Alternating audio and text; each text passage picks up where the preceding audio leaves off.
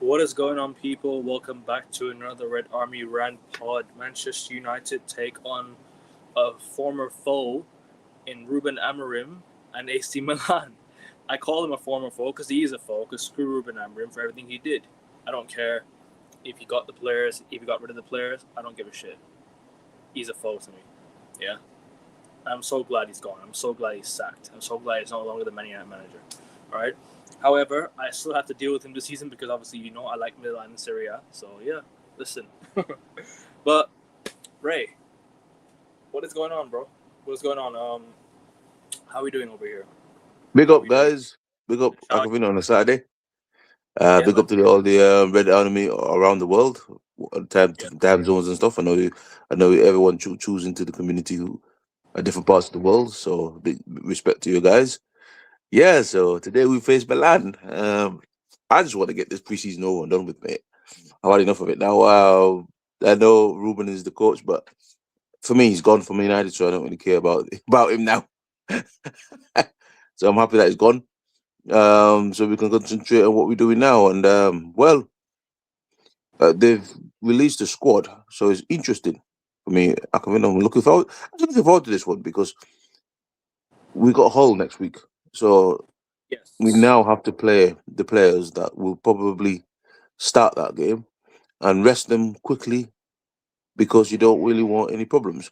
And what we will see now, we've got a full strength side, so we're not going to see much kids. We're going to see the likes of probably Martinez get a game, which I thought that will happen in Wednesday, but maybe they were just resting for the Milan game. So I think now I can safely say I can watch the team in hope that okay, this is what we're going to be doing, and how the whole game is going to be looking like. And that's why I know that Ruben is not liked by a lot of people, but I looking past the Ruben thing and actually looking now at what will Carrick do because this is no more preseason games now. So who is going to be the starting lineup? And it's time to guess now who's the starting lineup. When we do a preview show, it's gonna be the season boys and girls. So excitement's gonna be, two from both of us. Because now we'll be saying, well, we're definitely looking forward to this game because it's the I am. season. You know I what am. I mean? Yeah. So that's why I'd rather not the boys go all out in this game because I just want to see that they get through this game nice and easy. If it's a draw, oh, I'm happy with it because I'm looking at the whole game. Unfortunately, I can read on there on the chat. Yeah. I'm not really caring if we smash Amrin 4-0 or not. I'm just thinking, well, get through this game, no injuries, Yeah. then we'll see the real United. Yeah. We'll see the real United. Yes. Yeah, Um. You want to shout out your socials or anything? Ray? You want to shout out anything you want to? I put yeah, your link, but shout out anyways. yeah. So I shot up my Instagrams. I started posting United stuff. I went. Somebody went to the shop and they showed the third kit. Yep. So I'm in 2 minutes to go. If I to get it off the app, I'll actually go in person and buy it. I see what my schedule is next week. So you will see. Unfortunately, guys, I can't go live now because I haven't got enough followers. So follow me and get me live. So then when you see me at the game, I can at least come live and say I'm right at Old Trafford. You want to shout So out your follow. Yes. So it's Ray Carl Brown Amory. I think it's just Ray Carl Brown on Instagram. just Ray at Uh, Ray Club. yeah, Ray Carl Brown on Instagram. Sorry, guys, I don't do YouTube. I don't have the time. You Just should. You I don't have should. the time. There's so much stuff I do. Because I own a studio, so Mm. I've got to do stuff for them, and then I've got to do editing, Yeah. and then to sit down and edit my own social. I just don't have time. But Yeah. I should do it on YouTube, but I just don't have time. Yeah. You should, bro. Honestly, you've got good insight. You know about the history of the club. You know players that are playing in the past. I'm telling you, Ray, you'd be a really good Man United YouTuber. I'm telling you this right now. You would be. Mm, I encourage you. If anyone wants to start a YouTube channel, I encourage you. I was mm, nervous at first. I was nervous starting a YouTube channel at first, but you know what it is? I went along with the flow. I said I'm camera shy at first. But now I'm just like I'm used to it. I'm live on a daily basis. Like I do this on a daily basis, guys. Like Mm. this is it's now over time you're camera shy and then you're like, wow, this is like Well, I feel like home with you guys all in my chat. You know what I'm yeah. saying? It's Well, I'm not it's coming it's shy. It's getting just used to it. don't have the time. Yeah, Because when we do, big up. I got to make sure. I got to make sure I've got the time to do this, and then time to do other ones, and then Yeah, of course, man. run But around. not So upload every day, but upload yeah. whenever you can. You know what I mean? Morning, Stephanie. I knew you were the first person to send a message. I knew you were gonna be the first one. More I than had Steph, big up. when I saw there was two people in the live chat because it was me posting Ray's link in the chat and making it subscribers mode only. I knew you were in the chat already. I knew you were there, ready. I knew it was gonna be you. Big up, Stephanie. Good morning, and hope you're having a good day so far. Yeah, she encourages you too. I'm with Stephanie on this one. I encourage Mm. you, Ray. Trust me. What? So we You got schedule it in the future. all of us to help you promote your channel as well. You've got all of us to help you, bro. Like how I promote your Instagram. Post the videos that you post on your Instagram to your YouTube. Trust me, Mm. it will do well. Obviously, you got to use hashtags. You got to use things that will help you get the views out, and upload some YouTube Shorts as well, because YouTube Shorts will help out with the exposure and the algorithm. You know what I'm saying? But guys, we don't do this for money or anything. We do this for support. Obviously, the money will eventually come. The money will eventually come. But the problem is, there's a lot of people out there who criticize us and tell us that we're fake because we're doing this for clicks. You know what I'm saying? We've supported Man United since we were kids. Like Exactly, man. And you know what I mean. I've supported Man United since I was about 9 years old, and There you go. I literally have video. I literally have a photo, or at least have many photos to show everyone. You know what I'm saying? I've got many. I've got many photos. Yeah, man. I will be doing this since I was 6, 7. United. Sorry. Yeah, I was supporting United since I was about 6. And I remember I could remember about football and know what I'm doing with football. I mean, like, because the problem is, Ray, there's a lot of people out there that wants to just tell us that we're doing this because of the money and everything. We're doing this because we're sort of fake. But let me just remind everyone who we really are as Man United fans. No, we're You know, not just United fans, man. We're not fake. we've been We just we've been don't. supporting the club. Sorry, I just don't follow the crowd. Like I keep my Right. opinions for what I see. Like if we play, if we play really really good, you don't see us saying, "Oh," you don't see us moaning. If you Yeah. sign really really good players, we don't moan. If the manager's doing right, we don't moan. You know what I mean? You only see us be saying what we say because we see what we see. You like when people say, "Oh, I don't listen to them because I'm just talking to what I see." It's like I see that we haven't really backed Carrick. I say that we haven't backed Carrick. I say that they need to sign players because every week we sit and we wait. It's 2 weeks left now to the window. We start playing on Saturday, so it seems as though we're not going to sign a player before we play the game. And when it happens, we come out on the shows and on the podcast and say, "Look, we've not signed a player, or why haven't we signed a player?" And we even should take it to the Discord. If you follow the Discord, Yeah. you'll realize there's no fakeness in there. We say what we No. say in there. We're not bashing anybody, but we say what we say. I don't always agree with Aiken's comments in there, but I don't bash him. We just talk No. about United. We don't. We So don't have to agree with yeah, everything we say. you know what I mean. We But just United. So but that's the problem plain with and people, simple. just because they don't agree with something, they have to hate each other. That's how the modern day world works, right? You know what I'm saying? Because a lot of people nowadays, they hate each other because of opinions, and all of a sudden they're thinking, "Oh, I can't like this guy because of this opinion." Like, bro, what the fuck? We're all humans. You know what I'm Exactly, saying? We're all humans out here and just trying to support each other. At the end of the exactly, day, man. All opinions is welcome, that's what and makes that's the world. all. Yeah, That's what makes the world a better place. You know what I'm saying? Because and we're that's all why. friends out here. We're Yeah, all man. We're we're all all friends, and I'll always encourage you to Yeah, have a different opinion between me, of course. between Akevin and all of his guests, because I That's what think it's bond. yeah, That's how the bonding works. Because when you have these debates, right, online or whatever it is, you you have more. It's for me. Is you get along with each other more. yeah, The more you debate one another, the more it's like, oh, you're getting along with each other now because you've got a different set of opinions. You're not the same. Oh, he's the same, so he'll get along. He's not the same, so they won't get along. No, that's not how it works.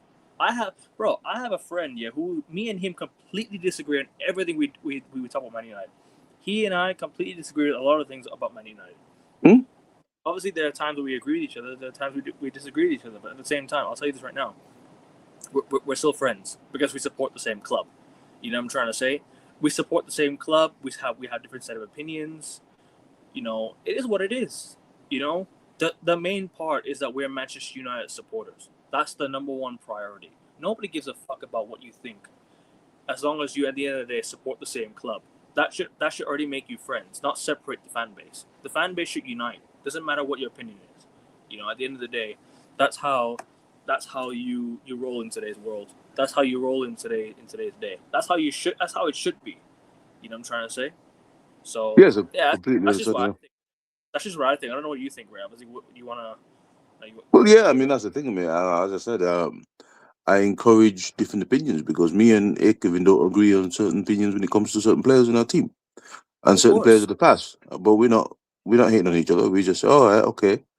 Um, King Kong, he has his own opinions as well, and sometimes I don't agree with what he says, but I'm not hating on him. I think today's world take things a bit too personal. You know what I mean? And, we 110%, yeah. 100. I mean, somebody who disagrees with you doesn't mean they hate you. It's just that just don't No, agree with you. no, And I don't that's expect you to be a robot to think, oh yeah, yeah, well yeah, everything, yep, yep.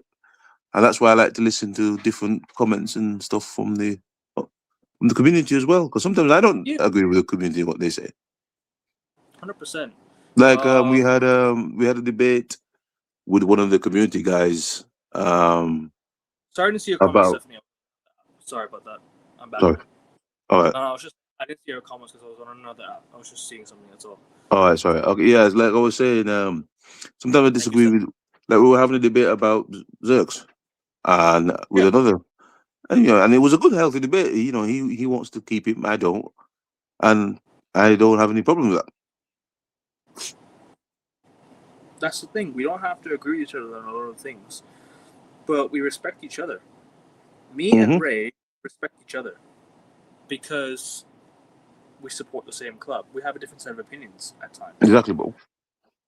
But there's some people out there saying, "Oh, but you shouldn't have to like each other because you have a different set of opinions." There's a lot of people out there who think like that, and that's what disgusts me. That's what Mm. disgusts me. You know what I'm trying to say.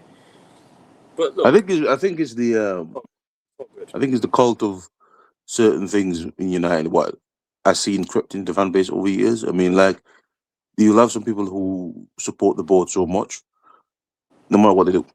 If they give you cotton candy, they'll support that. And because you don't support the well, I don't say I don't support the board, but I'm against what they do. Or they'll come in with the negative comments and say that this and that and that and this.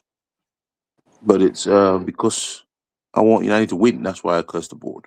Yeah, When we say F exactly. Ineos, we're not saying F the club. We're saying F you board for not doing what you need to do to make United win. Facts, facts, And bro. that's what Facts. and that's where when we say at the end of it, fuck Ineos, we mean not United. Fuck the board because we want to be up there challenging titles. Mhm. You've given a manager. This is your third manager or fourth manager now in about two years that you've been here, and you've not Facts. yet given any of them any chances to win the league.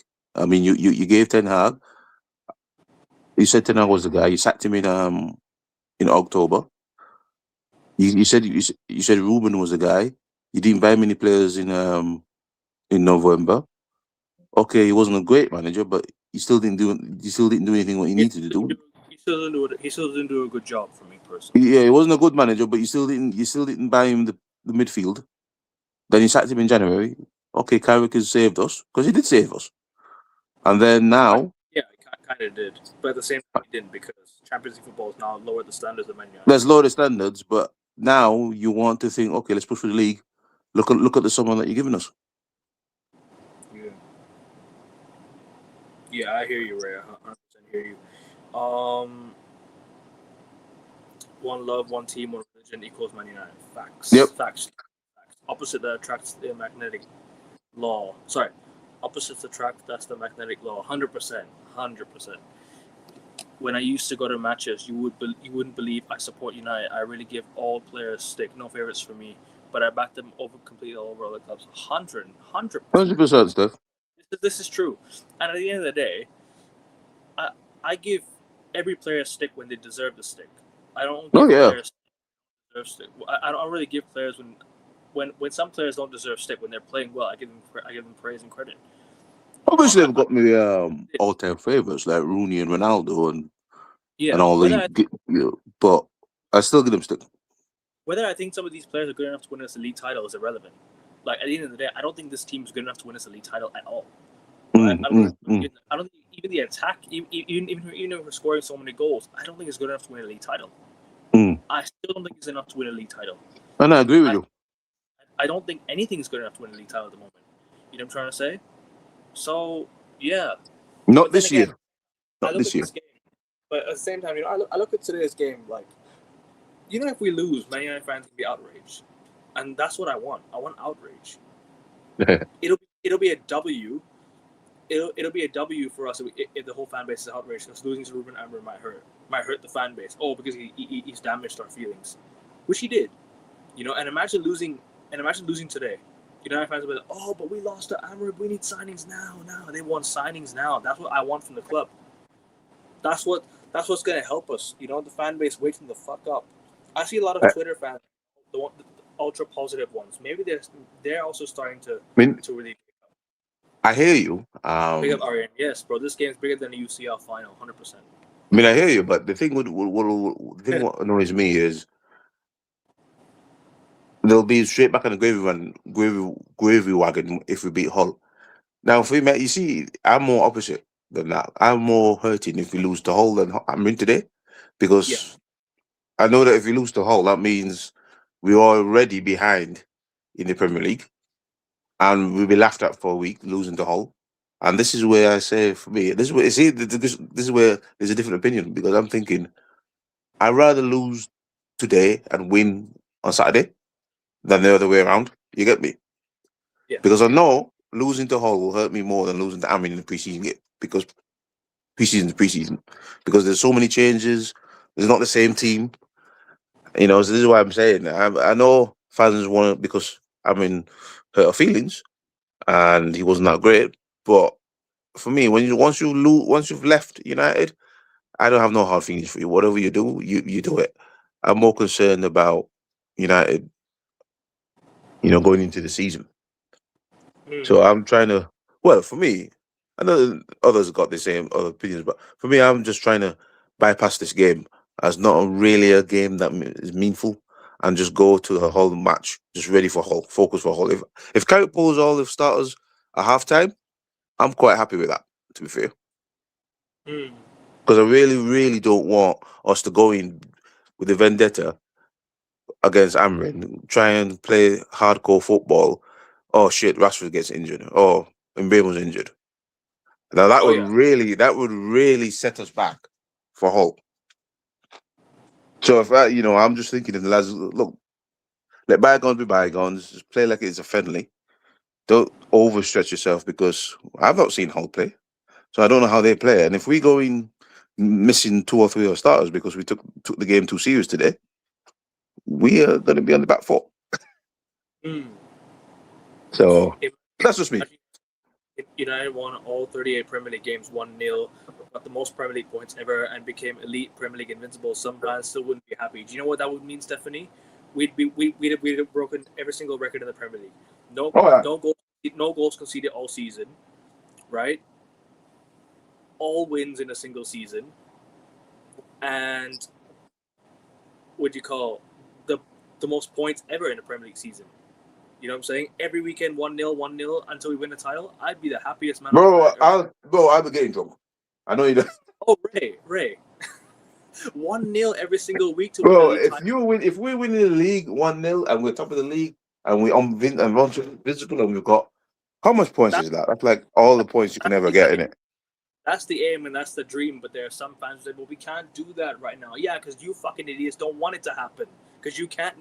You don't let it happen. You're all out there defending the owners.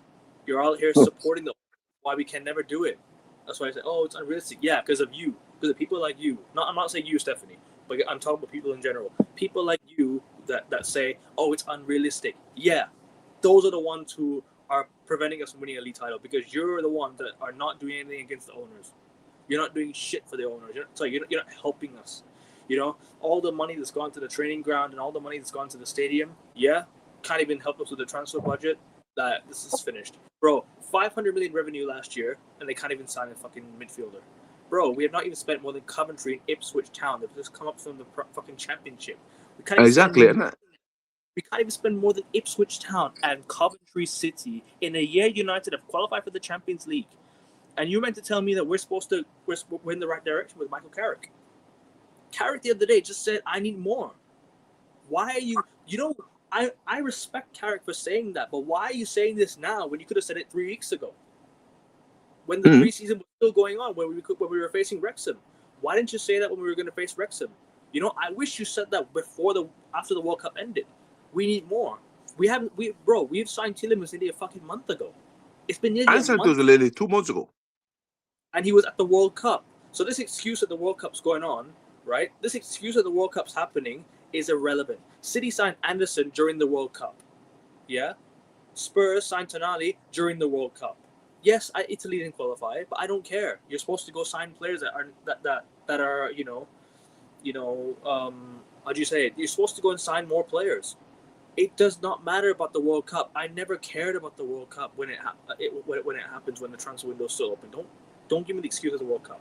The World Cup has never been the reason why we weren't able to sign players. These guys are just stingy in itself. The World Cup ended nearly a month ago. The World Cup has ended nearly a month ago. And we're out here still watching us. We're out here still watching this board sit there and not take the wallet out of their pockets to go and negotiate and sign a player. Exactly, bro. I mean, they're waiting. Sorry. Guys. It's been weeks since we signed Tielemans. It's been weeks since we were linked with Chouameni. You know, it's been weeks since we were linked to fucking. It's been weeks since we were linked to God knows like Mateus Fernandez, Tonali. We couldn't even sign a single guy. I bet you, Ray, if we're gonna go buy a whole fucking loaf of bread, we'll end up with just the crust. Ray, I promise you, if Manchester United owners were to go buy pizza, they'd probably end up with just the fucking crust. Oh yeah. Not the whole pizza. Yeah. Seriously, they'll just go and negotiate for the crust, not the fucking pizza. I promise you, they ain't gonna negotiate for the whole thing. They'll negotiate for the fucking crust. I mean, we're waiting. Yeah. I mean, we're waiting until we play 2 or 3 games to see who we're going to back. I'm not sorry for my language. Yeah, they're cunts. I'm not sorry. You know, I mean, they're waiting for us to play 1 or 2 games, and then they're gonna go. Oh yeah, we need some players. Now, they'll wait till next summer. They'll wait for 38. I mean, this is the crazy. I mean, hopefully, luckily we've got Ipswich and Hull, and hopefully we can beat these boys. But there'll be panic stations if we don't beat these people. You know what I mean? And it'll be down to the board, not Carrick, because Carrick can. What can Carrick do? He can.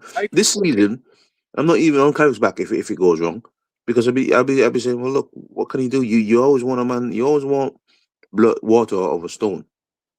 You know what I mean? You never get water out of a stone, no matter how much you rub it. And I don't understand why the board believes that. I mean, you know that Carrick saved us or saved them in January when we woke up and said the coach has been sacked. Now, yes, he was a bad coach, and I don't disagree with that. But we were in limbo. We didn't know. They wanted Ole Gunnar Solskjaer back. Fans said, no, we don't want Ole Gunnar Solskjaer. Carrick walked in. And for me, he pulled a miracle. He pulled a miracle. Yeah. Because the dressing room could have sacked off Carrick and said, well, fuck, we wanted Amorim and you gave us this. And we could have finished the season in a very terrible set of vein. But unluckily, he pulled the boys together and they still believed in the project. But how many of these boys are going to believe in the project if it goes wrong again? You know what I mean? It's crazy. And this is where you needed the board to say, all right, Carrick, you did us a favor. We made a sacking. We're going to give you all these guys and get on with the job. Then that's, you know what I mean? And that's what they should have done. Instead of saying, oh, and what annoys me, and this is what, and this, I don't think Stephanie's like this, but what annoys me is that they've put out this rhetoric about, oh, we got done in the past, so yeah, let's not spend money on this guy. Oh, let's not spend money. Yeah, you know, I mean, that is one of the most false narratives I've heard in a long time, and some of the fan base are falling for it. You have actually done what they want, what they want you to do. They didn't want to spend the money. They was never going to spend the money. But what the lies that they put it out there said, oh, well, we don't want to get done because we got done in the past. So you're never going to stop trying. So you're telling me you're going to ask a girl out and she turns you down. So what, you're never going to ask another girl out because you failed with the one girl. And this is what United's been doing. United, oh, well, yeah, but we bought shit. But if you've got a Haaland and you've got a Tonali and you've got all these men in the transfer window, you're never going to get a transfer window like this again, you know, for a while. Never. Where you've got loads of players available. You know, you could pick and choose who you want. Right. And you don't want to do it. Yeah. Sorry to cut you off, bro. Yeah. Just finish. Yeah. So, yeah, and you don't want to do it. Not because you can't afford it or things are really no, you don't want to do it. And and then you're going to lie to the fans saying you don't want to get ripped off. But yet, every player you could have gone for. I read somewhere that we just finished paying for Onana and Mount transfers, probably others too. This is real grown football finances. Jesus Christ. We still haven't finished paying for we just finished paying Mount's fucking and Onana's transfers fees. Sorry, I can't even talk today. We just finished paying Onana and Mount's transfer fees. Yeah, but they bought them. 500 million revenue football club, and we can't even fucking sign. And we just finished paying Mason Mount. And it's because they don't. It's because they do the silly shit with United. The owners don't invest their money into it. What they do is the money that we're getting is paying off their personal debts, and the rest is for the team, which is absolutely stupid. Where you should be setting a big transfer. Entire team should be entire team. Entire team, and whatever left back. Yeah, you pay your personal debts off. But we don't do that. The way we run is a nightmare because we only get a certain amount of money for the team, where the rest of it goes into the owner's pockets. This will be taking out dividends soon. Pretty much. And the money I didn't see. Sorry. No. Go ahead. You see, yeah, and the money they take out, they don't even pay off the debt with it. No. The money that they made. You know what?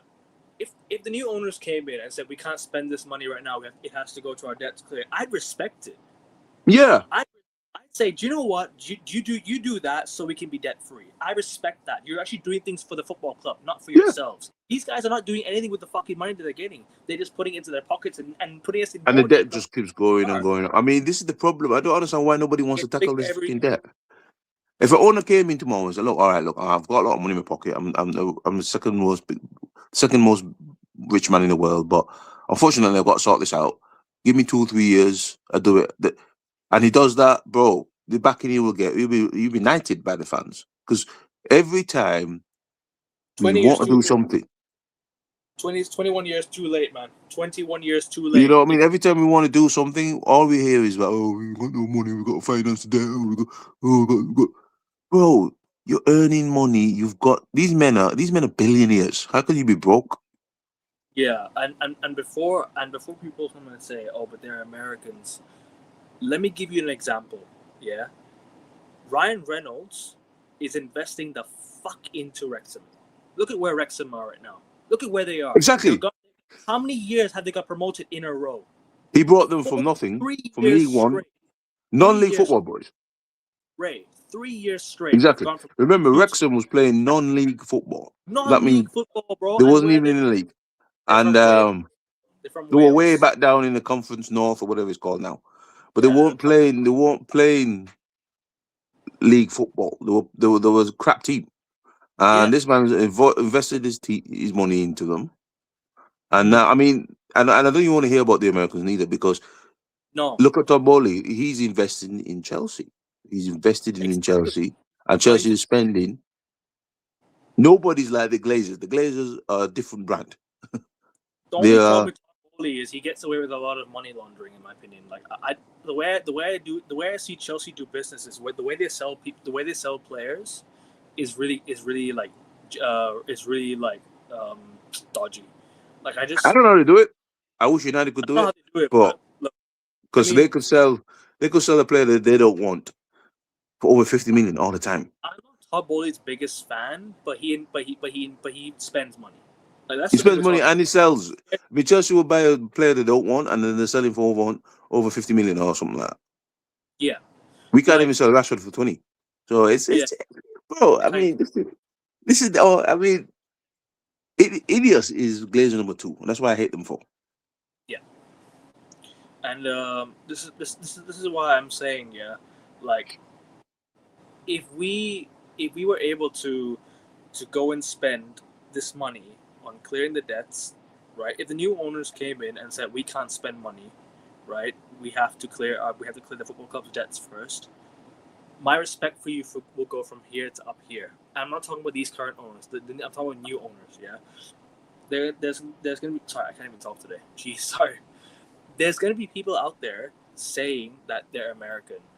No, and you know Liverpool's new owners, right? There's an Indian guy running it. You know, one thing that people like to do is they like to put the blame on the nationality and the background and the ethnicity of the person before they actually criticize the person itself. There's good and bad out there in this world. There's good and bad people out there in this world. You know what I'm saying? There could have been Thai owners running this club, and I'd criticize the fuck out of them. Yeah, You they're know, doing the same shit. you know King Power at Leicester City right now. They were the best owners that Leicester have had, and now they've run into the ground because they can't make any money. King Power is not making any money, bro.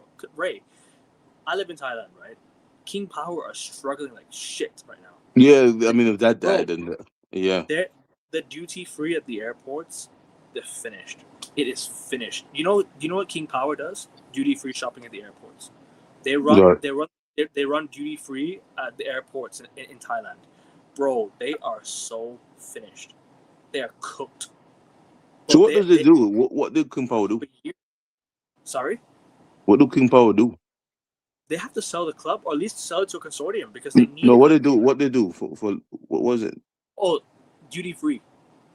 Oh yeah, You know, well that's been killed off for years, isn't it? That duty free they stuff. that's the thing. Duty free shopping's been done for years, and the thing is with King Powers, they're one of the richest companies in this country. They own like a couple of hotels. They own like a Sky Tower. They own like so many things. They run the airports as well. But now they can't do shit. The money, No. bro.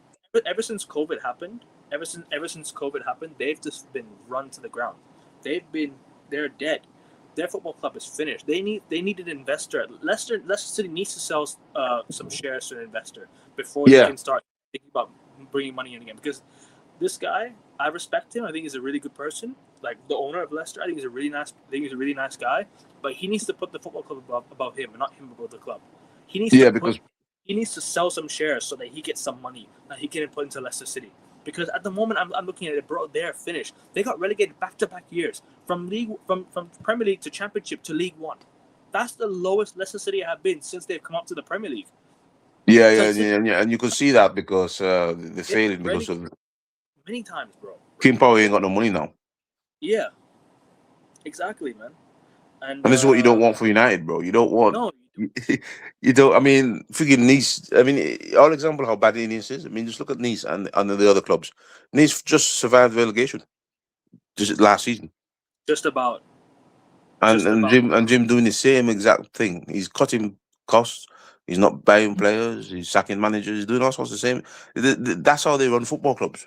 Terrible. Mm, terrible, terrible, bro. And this is why I'm saying, like, it does not matter about the nationality of the owners. We have British fucking shareholders. We have British Bullshit. shareholders. We have British born shareholders at this football club. Bullshit.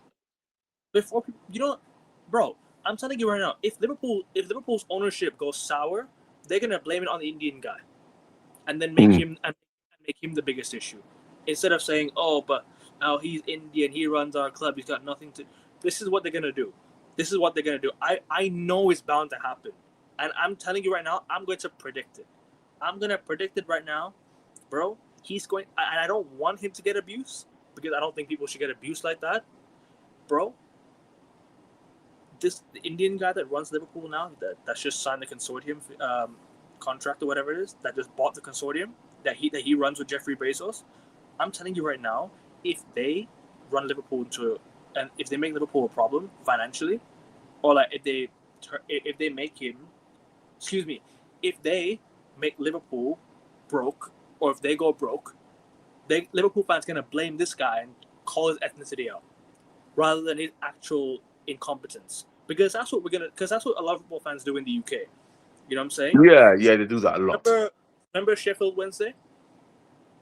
Yeah, They were owned by a Thai guy. And Chancery was one of the top companies in this country. He's broke now. He's gone broke. He's gone. So what are we gonna do? So what are they gonna do now? You know, this is why I'm saying that Man United fans will always make some people the problem. You know, but they will never overlook at the bigger problem, which is themselves, because they're the ones that's defending all this is happening. Yeah, bro, Kyle, I'll check the Discord in a minute. All right, I'll send you the link in a bit. All right, I'm just gonna say this real quick. Like, these guys will never overlook what the biggest issue is. You know, and that's them. That's them. They are the biggest issues of this club. They're the biggest issues of this club. I'll just say it as it is. The fans are the reason we're in this mess. It's because they always want these owners to save money. Save money for what? We're a 500 million revenue football club plus. This is the thing. I don't know what you're saving the money for, because you're not paying off the debt. I mean, if they told us that we're saving the money to pay off the debt, I get it. That could have halved our debt as well. I get it exactly. I will get it. I'll get it if they said, "Look, we're saving the money because we really do need to pay off this debt." I'll get it, but they're not doing that. So what are you really doing? What are you doing at the club, to be honest? Yeah, I agree. And this new stadium stuff, that's not for us to get better. That's for them to get more money. Yeah. Our ownership steals our wealth, rivals owners invest their own money into the clubs. Facts. And that's 100%. Bowley has a property investor model, collects players that Panini stickers, but uses unwanted ones to fund other transfers.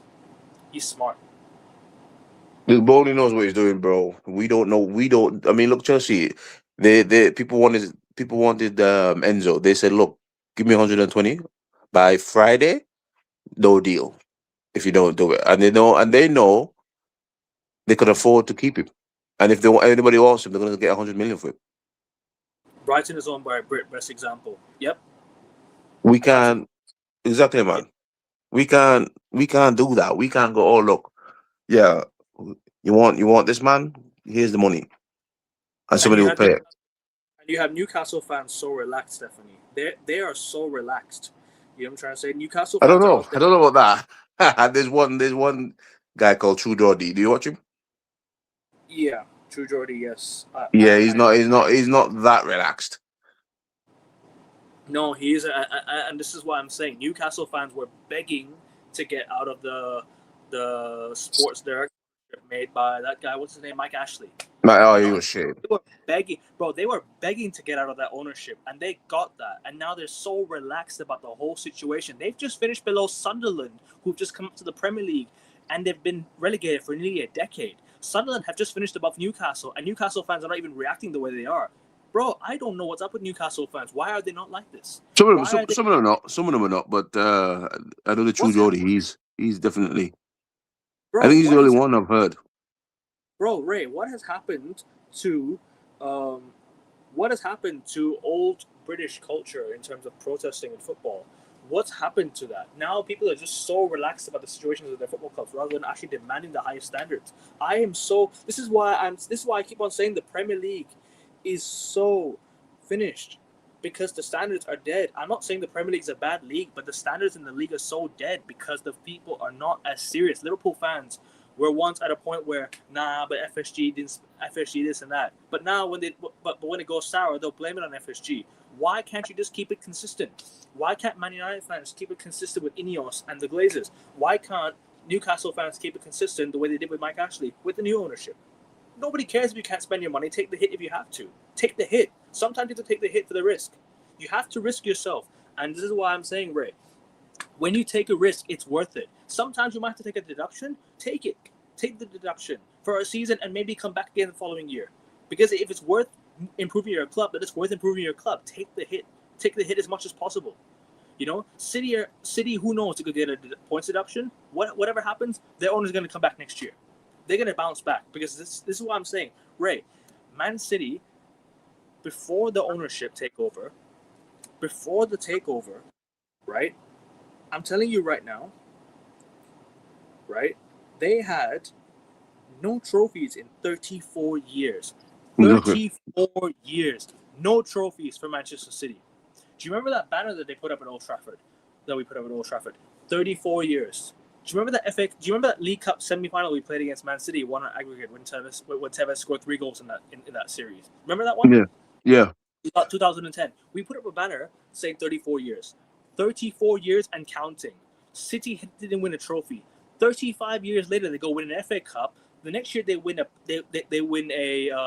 league title after how many years? They're I don't know how many years, and then the year after that they go trophyless. But what happens? They sack their manager and they go bring in a new one, and then they win a league title. What happens 2 years later? They sack another manager, bring in Pep, and the standards go from here to the highest I've ever seen in Premier League fucking history.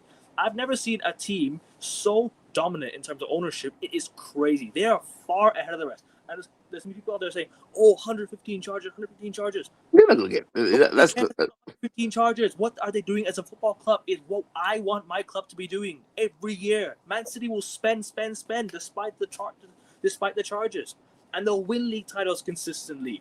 And you know what they'll go and do? And you know what they're going to go and do? They're going to go on another league title run, because you know why? They're going to back the new manager. They're going to give the manager. As you can see, they've already started to back him because they've already started to buy. They're going to give him the money. They're going to give him the finance. They're going to give him the finances. They're going to give him the backing. Do you know what Man City did? Man City went to Barcelona and said, "Pep, give us Tichy," because Tichy used to work with Pep. Give us Tichy, and we'll go on a run.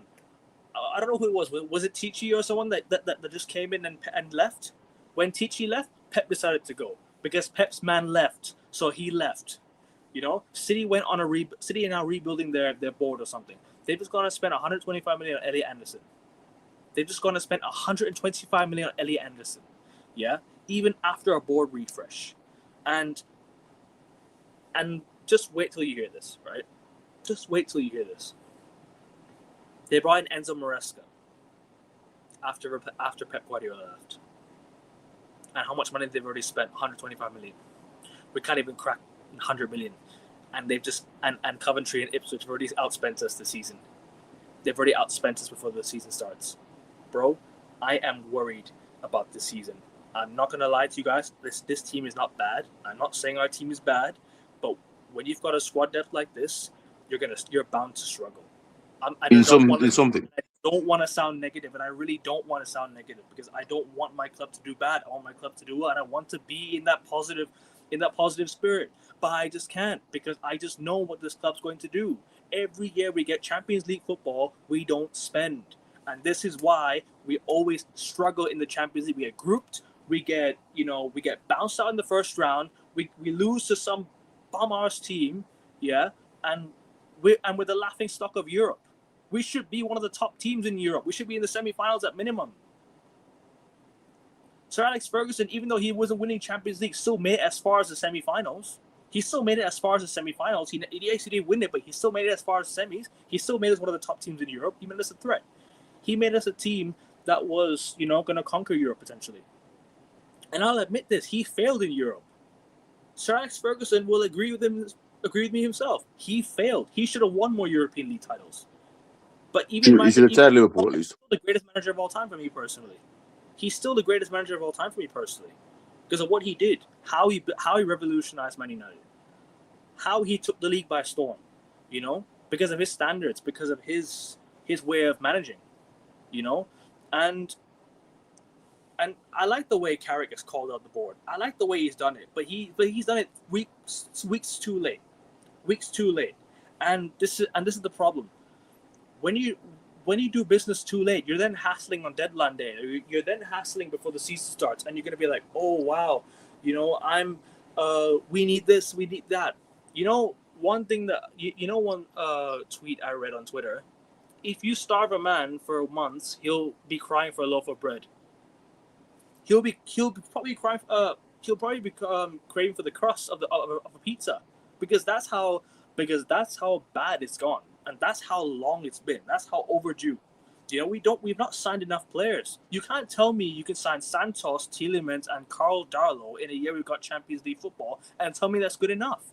Saving money. How is saving money going to be enough for us to win in the Champions League? You want to win the Champions League? You want to win the Premier League? You have to demand more money to spend. You have to demand more from the football club. Don't care if we go into some financial issues. I don't care.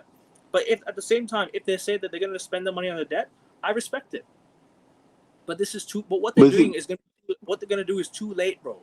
What they're gonna do is too late, and this is what I don't want us to do. Do business last minute. It's like how when I was in school, right? We got internal assessments over the course of the summer. It's not like you want to do your IAs on the last day of summer before school starts. That's what they're doing. Deadline day is on September the 2nd or 3rd. I don't even know what it is, right? Whenever that is, business has to be done. And it would need to be done fast. It has to be done very fast. And if it's not done fast, you're fucked. And we will be fucked if we don't spend money. I'm sorry, yeah, but this is not good enough for Man United. It's time I say it as it is. And all these YouTubers out there that's saying, oh, but we should spend cheap. No, I'm sorry. We just got Champions League football. And this is the amount of money we're spending. Coventry and Ipswich have fucking outspent us, and you're telling me this is good enough? We haven't signed a striker as backup to Sesko. Sesko can't even play a preseason game at the moment. And we haven't signed other things as well. We haven't signed another centre back because Lisandro Martinez is and a backup left back. Delic's still out injured. And none of these boys will be starting. Sesko won't be starting next week. Neither would Martinez or Delict. So what are we doing? We haven't replaced Casemiro yet. We haven't. We haven't replaced Casemiro. We haven't replaced. Wait. What do you mean again? We haven't replaced Casemiro yet. We haven't replaced him. Oh yeah. Exactly. Oh yeah, we haven't replaced Casemiro. That's why I said don't let Casemiro go if you can't replace him. What's the point? You can't let a guy go if you can't replace him. Even if I'm saying sell Xerxes, sell all these guys, don't tell me that you can sell them without finding a replacement. We should sell them, but we can't. We have to line up a replacement fast because that's what we've not been doing. We've not been doing that. Go ahead. Kevin, what annoys me is that, how City, recently sailed a deal to sell one of their players that they bought last summer. United will never do such a thing where they'll never admit that a player that they bought last summer flopped and they're selling him next summer. Do you know what's funny, Kyle? Kyle, do you know what's funny, bro? In all this time, right, Luke Shaw joined in 2014-15, right? He's still here. When did Rodri sign for Man City? 1920. 1920, yeah. We are about to get rid of him to Barcelona. We're still keeping tabs with Luke Shaw. This is how the standards of this football club have fallen. It's the fact that our rivals is getting rid of one of the best players that's ever played for their club, but we're still out here keeping a left back who's done fuck all for the entire 12 years he's been here. He's not won a single final except one that he's ever played in. and he can't even, bro. He's played, and this season he played one full season. This past season we played one full season. This was his first time ever he's played an entire season with us. This is the Thing is, first time ever he's played an entire season with the club, and this is what really pisses me off. Is the fact that we're not willing to replace some of the guys that have been here for a long time.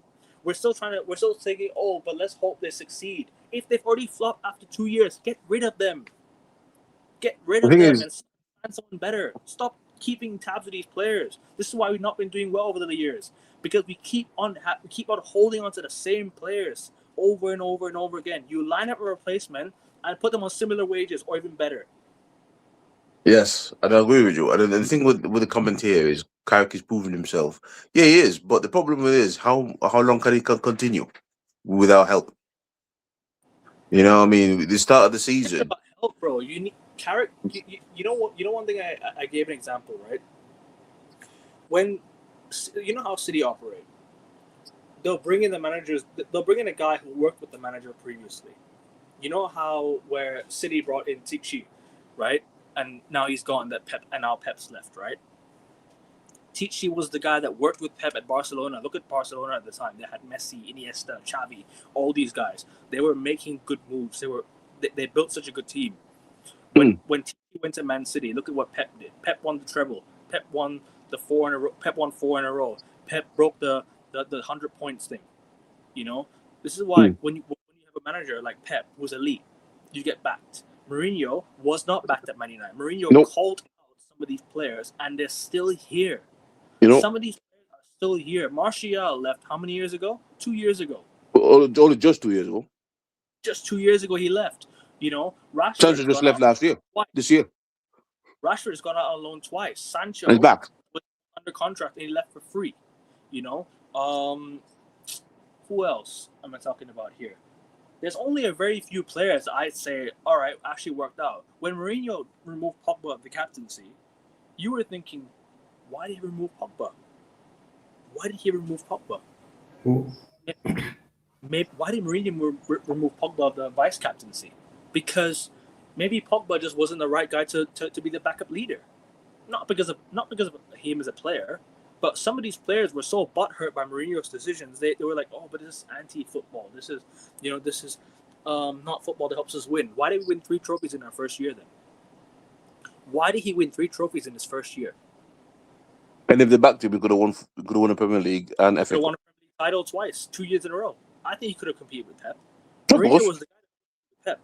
You know, Mourinho was the guy, and in 2013, we let Sir Alex Ferguson bring in David Moyes when there was a market of managers, including Carlo Ancelotti, Pep Guardiola, and Jose Mourinho as free agent managers. We let Sir Alex Ferguson bring in David Moyes over these guys. Really? The board should have been the one making the decision, not Sir Alex Ferguson. Yes, I get it. Sir Alex is a well-respected guy, and he's the greatest manager of all time, personally, for me. No, but when you make it, I tell you why, Kevin, it's you don't let him make that decision. I'm sorry, you don't. No, but I tell you why, Kevin, is because these owners are so disconnected from this ownership, from this club. Yeah. Like, let's be honest. How many times have we ever seen any of the Glazers at Old Trafford per month? How many times? I mean, we see it there, but and you know what's funny, Kyle? A guy decided to take a selfie with them instead of saying "get the fuck out." A Man United fan, decided to take a selfie with them and post it on his social media. I mean, they're only there for important games, but other than that, they don't care. And these guys bring Glazers out banners and not sing Glazers out while they're sat there watching us. No, and it's not about. It's not about singing Glazers out while they're there. It's about emptying the stadium. They will never do that. No, Kevin, imagine it is an important game. The owners are attending the game. They come to the stadium, they see it empty. What statement does that show to the ownership? That they are not wanted. They're not wanted. Yeah. Don't want them here. Don't want to see them sat there. Don't want to have their money because their money. Yeah. So and that's the kind of statement I keep on saying here, is that if you really want to save this club, we need to start taking drastic actions.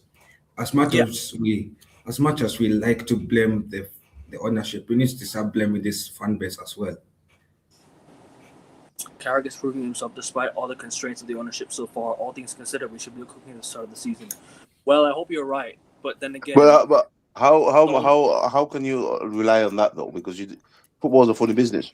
You know, you can go it is into a game, thinking you're going to be cooking, and then you get a dodgy penalty, you lose it, and then you might lose another game, and then all of a sudden the pressure is there to win, to go to Everton or beat somebody with a bad squad, with bad squad depth.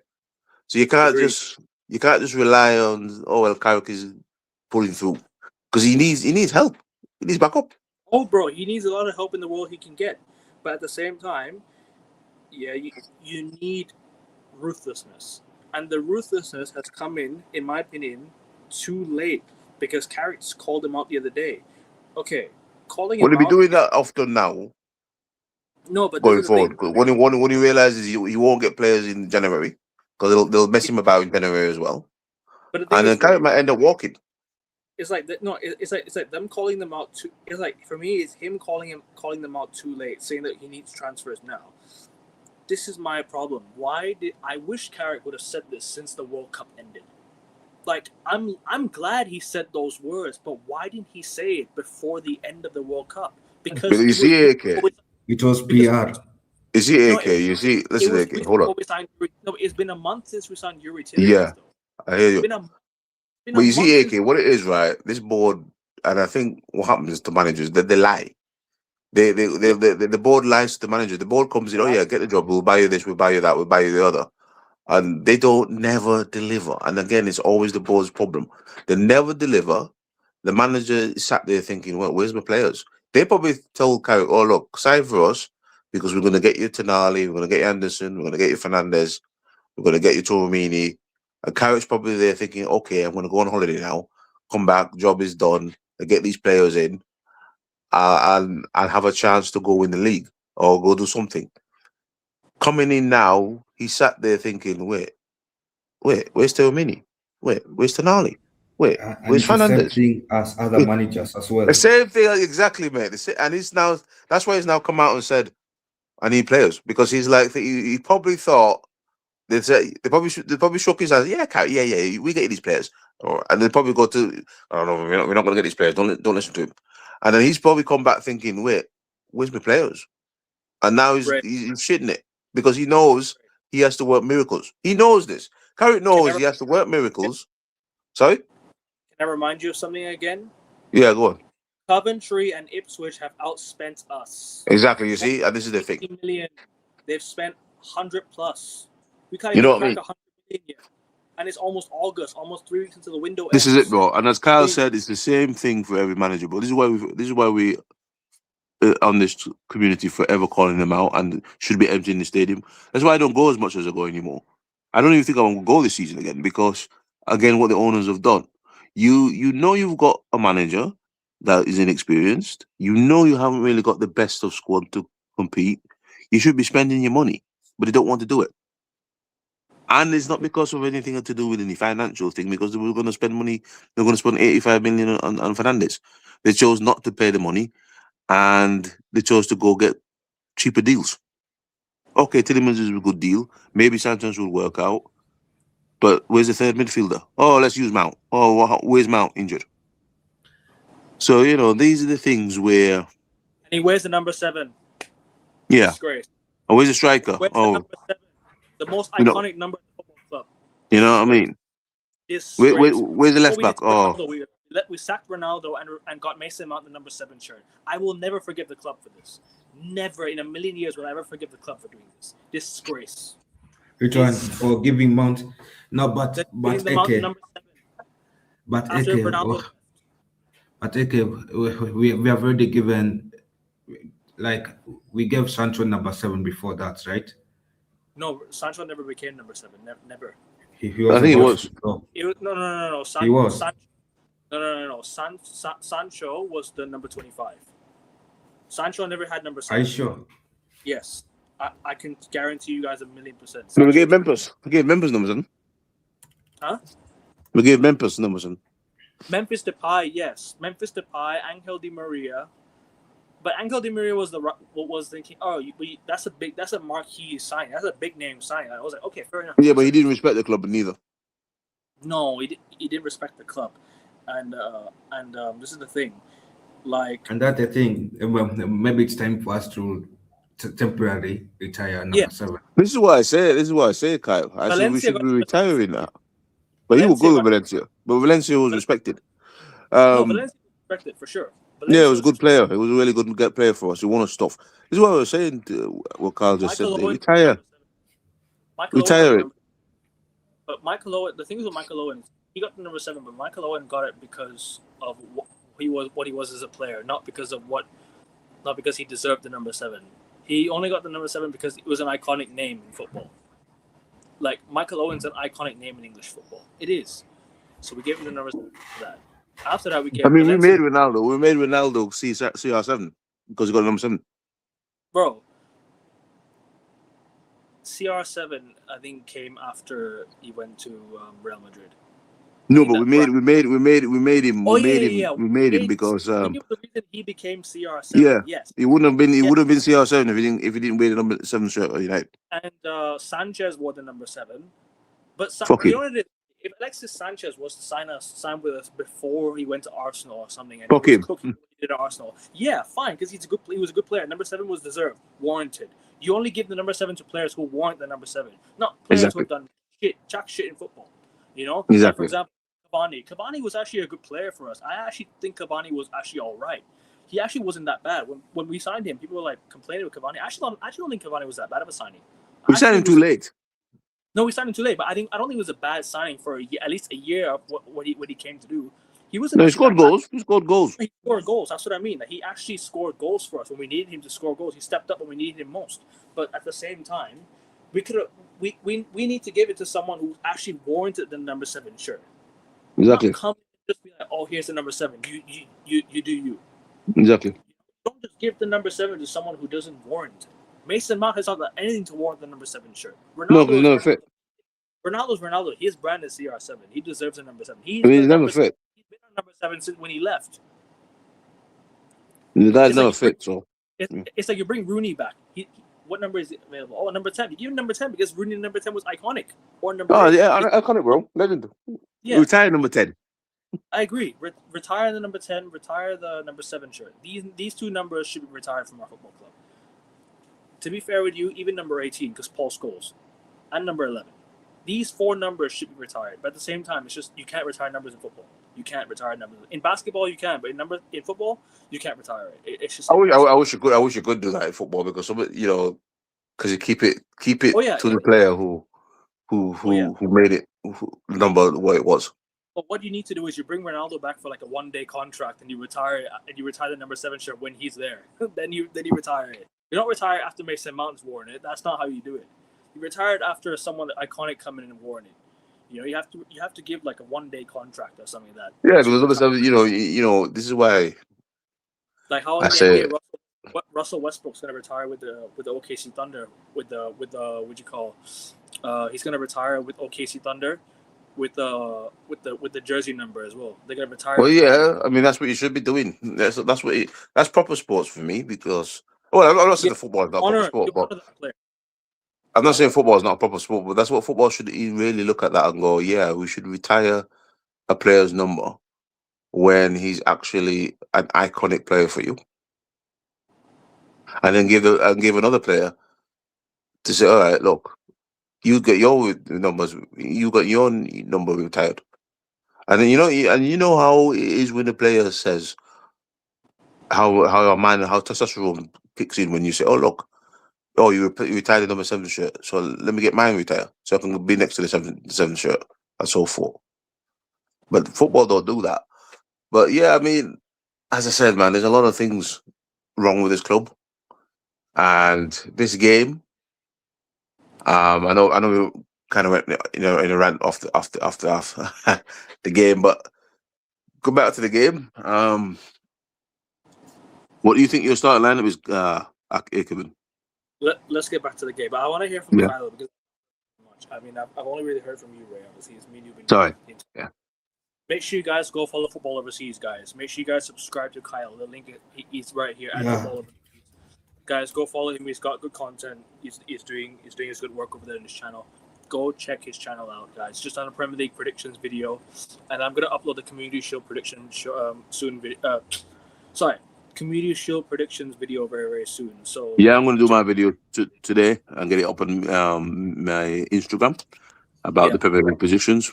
So it's all pinned in the chat, guys. Link is pinned in the chat. Yeah. I will put Kyle's YouTube channel in the description of the video, so go check it out over there. And I just computed my Premier League predictions yesterday. I was doing it, and it pissed off a Brentford fan. Yeah, but anyway. You said relegated. You're gonna get relegated or something. Who? You said Brentford gonna get relegated, right? That's why I pissed off at Brentford. No. I no. You see, I said that Brentford will not get European competition, and he believes that Brentford had a better transfer window than United, and that's odd. Brentford have it, bro. Brentford. I mean, okay. Yeah, that's what the guy was saying. You can go watch my live stream and see the comments, bro. The live chats. I said Brentford would get relegated last year because I thought after losing Mbumo, Thomas Frank, they lost Wissa, they lost the whole core of their players. We're gonna get relegated, man. Yeah. And even lost David Raya on a permanent to Arsenal because David Raya was on loan for 1 year. Don't forget, and he signed a permanent deal. And imagine, AK, that the guy believes that Brentford will finish above Tottenham, Bournemouth, Aston Villa, and Brighton. Well, let's see. I'm going to do my predictions very, very shortly, guys. I think we'll do it this week. I think by Wednesday, Thursday, we'll have our predictions up. So stay tuned, people. Stay tuned. That might be a video in itself. It might be a video in itself rather than doing a live stream about it. But listen, if you want a live stream, let us know in the chat. Anyways, Kyle, start off with the preview, man. Obviously, the preview of AC Milan today. Obviously, the whole squad of players is there and everything. Tell me how you feeling about the game, man. So tell me how you're feeling about today. Talk about AC Milan, because obviously I can give you an insight at AC Milan because obviously I do watch them in Syria. But go ahead. Yeah, so obviously we know that AC Milan struggled a bit in the 25-26 season, and that led to a bit of administration changes in the summer, with some directors leaving and the manager leaving the club, and that led to Ruben Amorim being appointed as replacement manager.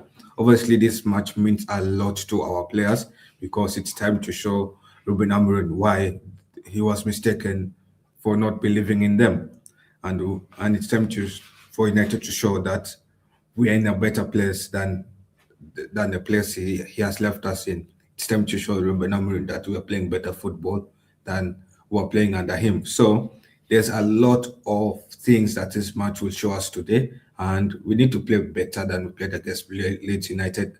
I know we won to penalties, but I don't want to win 2 penalties against Leeds. I wanted us to go and smash Leeds. We could have smashed Leeds with the chances we had in the first leg, in the first half.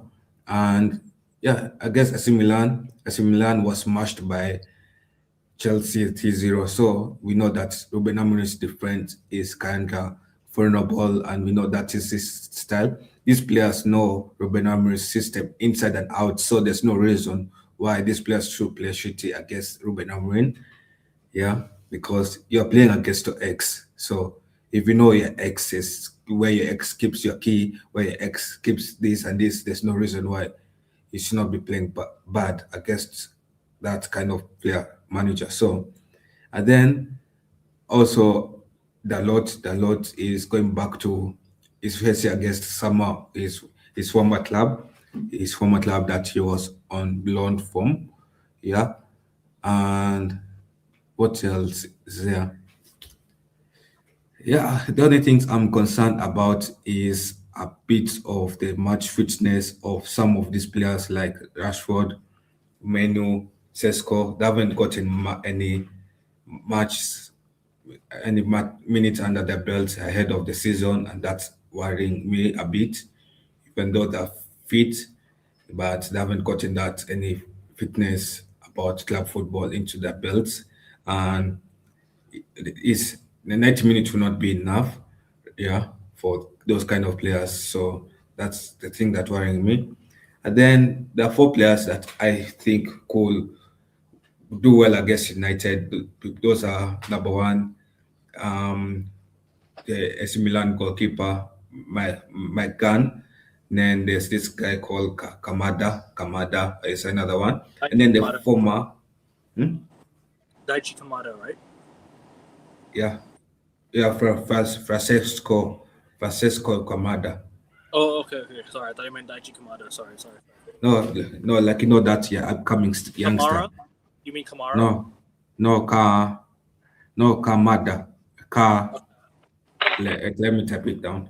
No, don't worry. I can search it up. Don't worry. I got it. I've typed it Oh, okay. in the I got it. private chat. This guy, Italian footballer, right? Italian player, right? Camarda. Yeah, he plays for. I got it. Yeah. Milan. Yeah. 18 years old. I mean, 1 goal, 21 matches. He played for Lecce last year. Nothing special, really. Yeah, but also I think this season as well, the last 5 games he has been contributing goals and assists as well, and ratings has been kind of up. So Ray. Sorry. No, yeah, finish. and then also I think the former, this former Fulham winger that played on loan at Fulham, the Nigerian. Iwobi? No, is it Samuel Chukwueze. Yeah. Yeah. Yeah, so that's another guy. So anyway, my preferred lineup. Or should I wait for you guys to give your thoughts? Then we go. No. Please go ahead. Me and Ray have been going on for a long time, bro. I want to hear from you as well. Okay. Yeah. Okay, so my preferred lineup, I want to have a first team 11. Yeah, I feel like it's time for us to play our strongest 11 to see how our boys do, because it's 90 minutes away from the season starting. And yeah, so my first 11 will be, my last 11 for this preseason will be Lament starting in goal, Luke Shaw as left back. I'm concerned whether Luke Shaw will manage 60 games this season, but without a backup left back, considering that we could be loaning out Harry Hamas, we might not get a backup left back to come in place by the time the transfer window is done. So that my concern is, can Luke Shaw manage another second season of match fitness, considering now we are in a fourth competition, not playing 3 competitions a week. Yeah. Then 2 or 3 games a week now, yeah. It's now going to be 2 or 3 games. Because don't forget, League Cup's going to be midweek as well. League Cup's never going to be on the weekend, right? You've also got the FA Cup. Sometimes it might even happen midweek. Sometimes it might happen on some weekends. And you might have Champions League and the Premier League.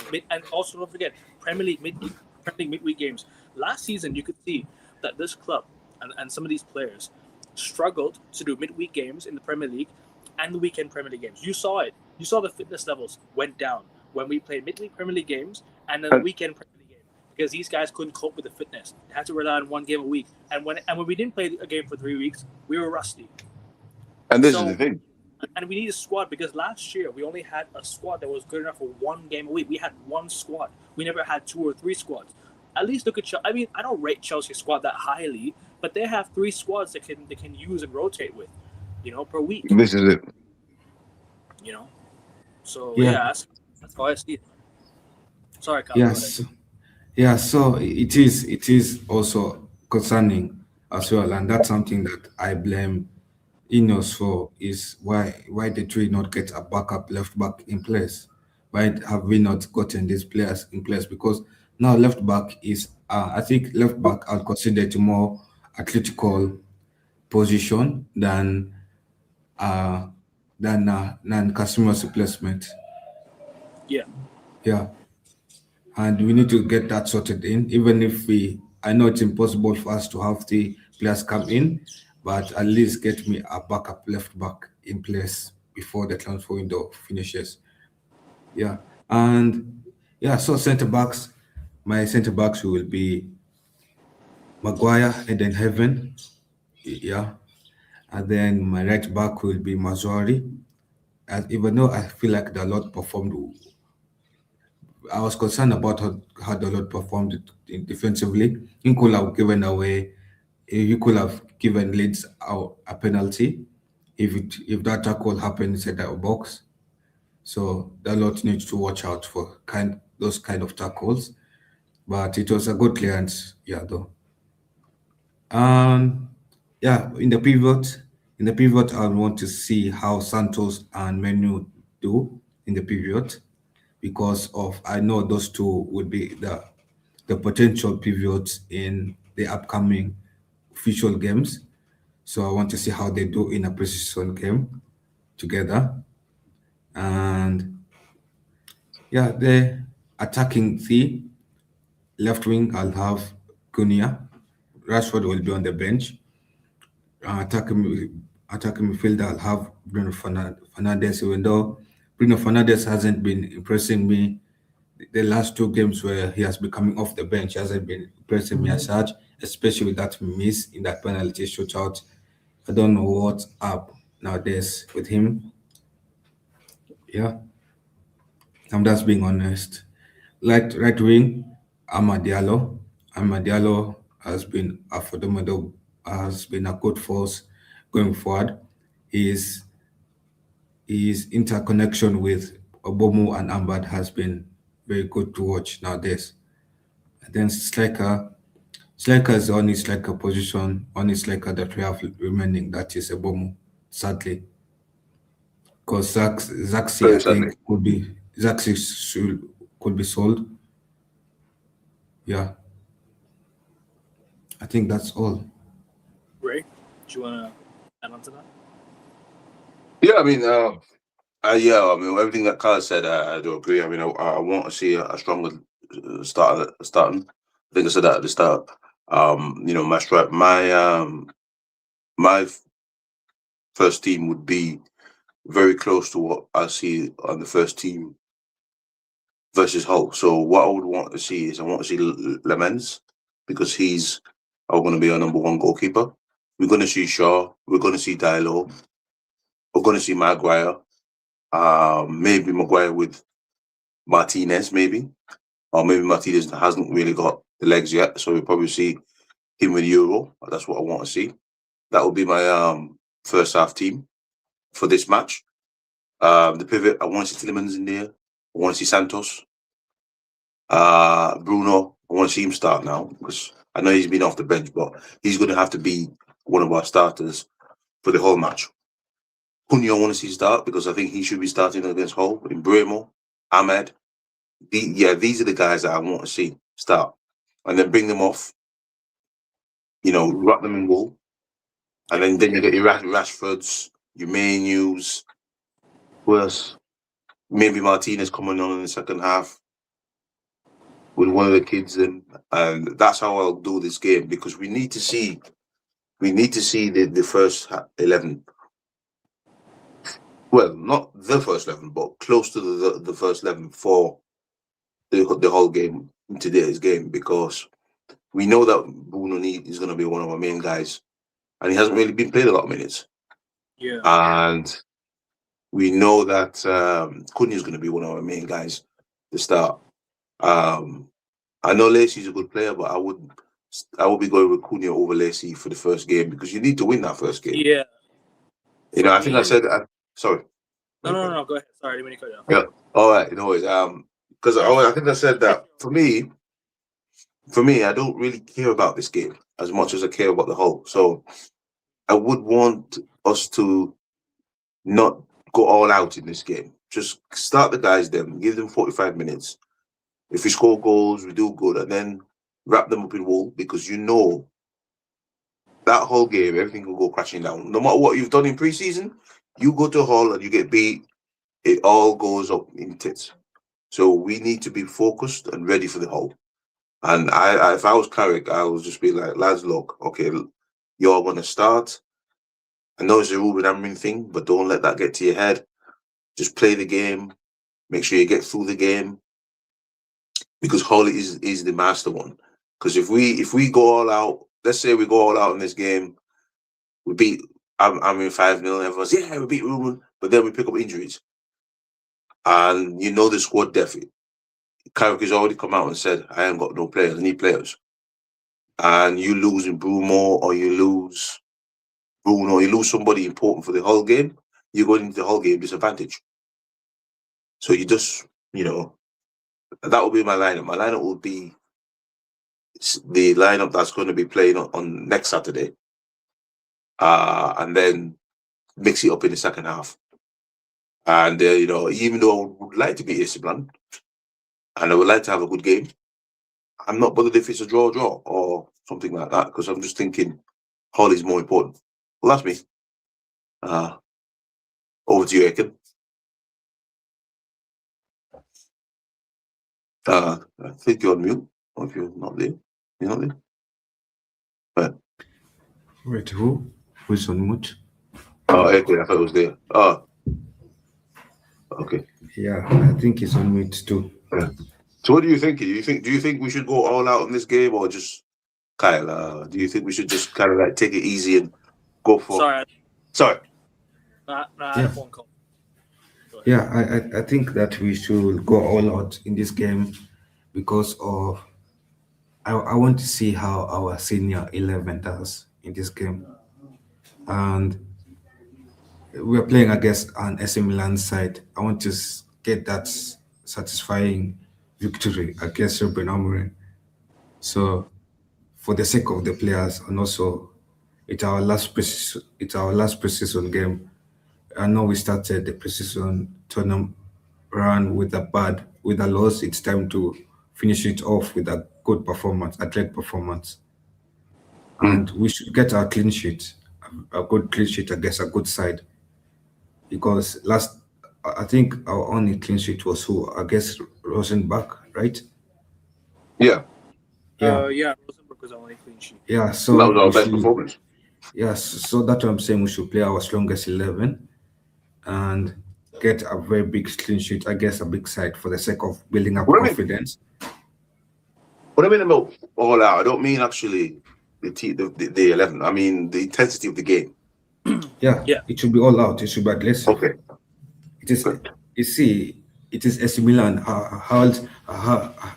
You see, preseason is a time where you see how your tactics will. Full 90. They're gonna play like at least a half, or at least 40, 30 minutes, or something like that. A half, at least.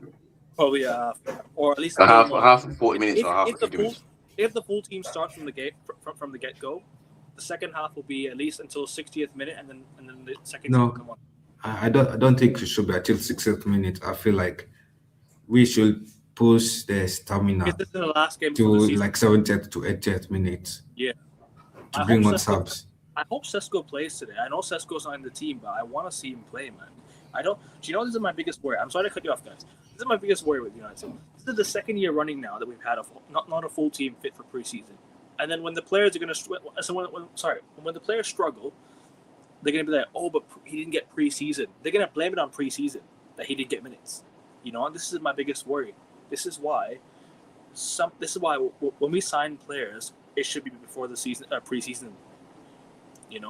I get it. Tielemans just came back from the World Cup. He had to rest, but he's played a few games. He's already got some minutes under his belt. Last year, Mbumo barely got preseason. Sesko didn't even play preseason. But this year, what's the excuse now? Some of these players struggle. They're gonna say, "Oh, but he didn't do much in preseason. He looks unfit." This is the excuse some of the fan base. And this is the reason why I want them to sign players before we do these preseason tours, because you put him straight. I mean, look. Luckily, we signed Sanchez. Sorry, I can't call him Santo. Sanchez. We signed Sanchez before we went on tour. Look how we've integrated him, Santos, in, and now we can look at Santos going, yeah, he's actually quite decent. Tielemans as well. This is what we need to be doing. We don't need to be waiting to play a game to bring players in. We need to bring them in before we actually play preseason games, so you can see them integrating with the team. Now, Okay, Sesko's injured, so he has an excuse. But if we wanted to buy another striker, he's going to be not fit for us in the start of the season, and he's going to struggle. And then we're going to be like, oh, this guy's no good. But he's never had a preseason. You see how Brumo has improved this preseason, because last season we spent 6 months trying to sign the guy, and then he wasn't as fit as he should have been. Now, Brumo is looking a really dangerous threat, and I expect him Yeah. to score against Hull because he's been playing the preseason. And this is what me and Carl said: if you give Brumo a preseason, if you give Ahmed a preseason, they're actually coming into the season in form, basically. Yeah. And But I'm this is looking at it now, and I'm thinking, even if you sign even if you sign another midfielder, he ain't going to be coming into form with us into the season no. because we've already played the game. Mm. Yeah, true. And anyway, but we know, but you know that United's mentality is that they'll never think the same way you do, and that's what worries me is that if we go after a target right now, I know we're linked to many targets like David Rome, Leipzig targets, but we all know these players like this kind of target will be You know, like Kyle, the transfer market will overcharge us for this kind of target, especially towards the end. Yeah, at, yeah, at this rate, we are poor old blokes crying for a loaf of bread after months of not being fed. Pretty simple, isn't it? It's pretty simple analogy, because now we'll just take whatever we get at us. It's like, a guy says, you're fighting a war. Here's a little bullet. Just go, just try something. You get a little something. When you're at war. Um, Here's a little bit of energy instead of getting the full package of energy, because you're unprepared. You know what I'm trying to say? yeah. You didn't get the full thing because you waited too long for it. Now you're only getting the what do you call, the bare minimum. You know, David Rom. Okay, I hope he's a good player. I hope he's a good player. But here we are crying for a loaf of bread. And this is the thing: you now can't be selective. You're like, oh yeah, David Ron, yeah, he'll do. We'll celebrate. Sanderberg, yeah, he'll do. Um, Yeah, we'll some celebrate. anyone he'll do because we're in that realm of he'll do because we need players, And then and once hopefully Carrick can work some magic with these men that he's going to get. And then once the delusion kicks in within the fan base, you know what they're going to be like? They're going to be like, oh, we're we're doing all right. Let's compete for a league title. 21's coming, and then all that stuff, and then we go on a little run of form, and then everyone's like, oh, we're amazing. We're gonna win the league, and then when all shit falls apart, and when shit falls apart, what happens? Oh, we'll just take top four, because that's because we need Champions League football and then such and such. Right? I've called out since Carrick took over. I said, bro, we do not need Champions League football. I said we do not need Champions League football. Let's just boycott as many games as possible. I've been saying this. We should have boycotted the season since we lost the Carabao Cup and the FA Cup. We ain't gonna win the Prem. Season's over. Might as well boycott the entire season. Might as well sacrifice and scrap the entire season. Should have been that from then. But we went on a little run and beat City, beat Arsenal. And look, I was happy we won those games. I'm not gonna lie to you. I was happy we won those games because it's a part Yeah. of winning as a club. But at the same time, sacrifices needed to be made for this club to get back to where it needs to be again. And we didn't take that sacrifice, and now we're in this mess with Ineos. Because if we didn't finish in the Champions League, these guys would have spent the money to get us back in there. Yeah, And this is the thing. Yeah, and now we're hassling on deadline day again. We're gonna be hassling on deadline day again, bro. and this is the thing. When we're not in the Champions League, these boys somehow get £200 million out from behind the sofa. Yeah. But when we're in the Champions League, penny pigeon. And I'll say this again, Ray. Yeah, this is where the delusion kicks in. This fan base will celebrate every little signing and say he's one of us now. And when he struggles, oh, it's his first year, it's his second year, and then but he's just come, he's young, he's raw. This is the excuse this fan base will make just for any club, just for any player not to look bad. But in reality, they're really bad. Sanderberg comes in, you know, if Sanderberg comes in, if David Rom comes in, if a player like who's another guy that will come in and potentially imagine we sign like Ollie Watkins. Page. He's 30. Let's say we sign Ollie Watkins. Oh, he's 30. You know, he's not going to do any more good for us. They'll make excuses for the age of a player and the experience of a player, and they'll make excuses for the guy's first year or second year. Oh, he's young, he's raw. Oh, but he's in his prime. He's give him time. He should just come in. You know, guys. Rest in peace, Webby. The guy's seen it all through with his football club. Respect Webby, yeah. Salute to Webby. You know Webby? Oh, he's a guy that's he's a local United fan. A local United fan who yeah, he's a good guy actually. I saw him at Old Trafford many times. There's a place if you go to Old Trafford called Football Hotel. It's like you could stay close to the stadium. He's always there. He had time for everybody. Even helped you if you needed a ticket. So he was a very good guy, Webby. Unfortunately, I didn't even know he was sick until he's seen everything. Yeah, he's seen everything. He's older than me as well. The last title he saw, that was his very last title. Yeah. Never got to see another one again because the club were just hassling and not doing what's required. Bro, some of us might not ever see a title again. That's the harsh truth. Some of us might never see a title ever again. So I cherish every little bit of trophy that we win. Exactly, because if you look at me, you can see the grey hairs, and I'm not a young guy. Ray, so I want to be crying tears of joy at the end of every single season because we won something. You know, I want to be that. I want to be in that mode, bro. I want to be, in that phase with United. I want United to be that biggest part of me. I want it to be the biggest. It is the biggest part of me. It'll always be the biggest part of me. But at the same time, it'll slowly go away if the club just starts falling apart, and it's falling apart by the day and by the minute. No, but AK, the club was falling apart in 2005. No, but it's falling apart even more now. You see, AK, the club fell apart when we had American owners bought this club. Yeah, but those were the days where the club was falling apart in bigger pieces. Now it's becoming smaller pieces. It's like completely crushed. Like this is where where you use that what's that the pound, where you want to crush like an Oreo cookie, right? The Oreo cookie was like in bigger pieces. It could be put back together. Now it's like in smaller pieces. It's done. It can't be put back together no more. Actually, no. Sorry, that's a really bad example. When a building falls apart, right? It was in pieces. Like the building's pieces were falling apart. It's like they can be put back together. Those pieces could be put back. I can't even talk. Could be put back together. Now, the building's completely crushed. It's done. You have to rebuild the whole entire building again. This is what we're at with United.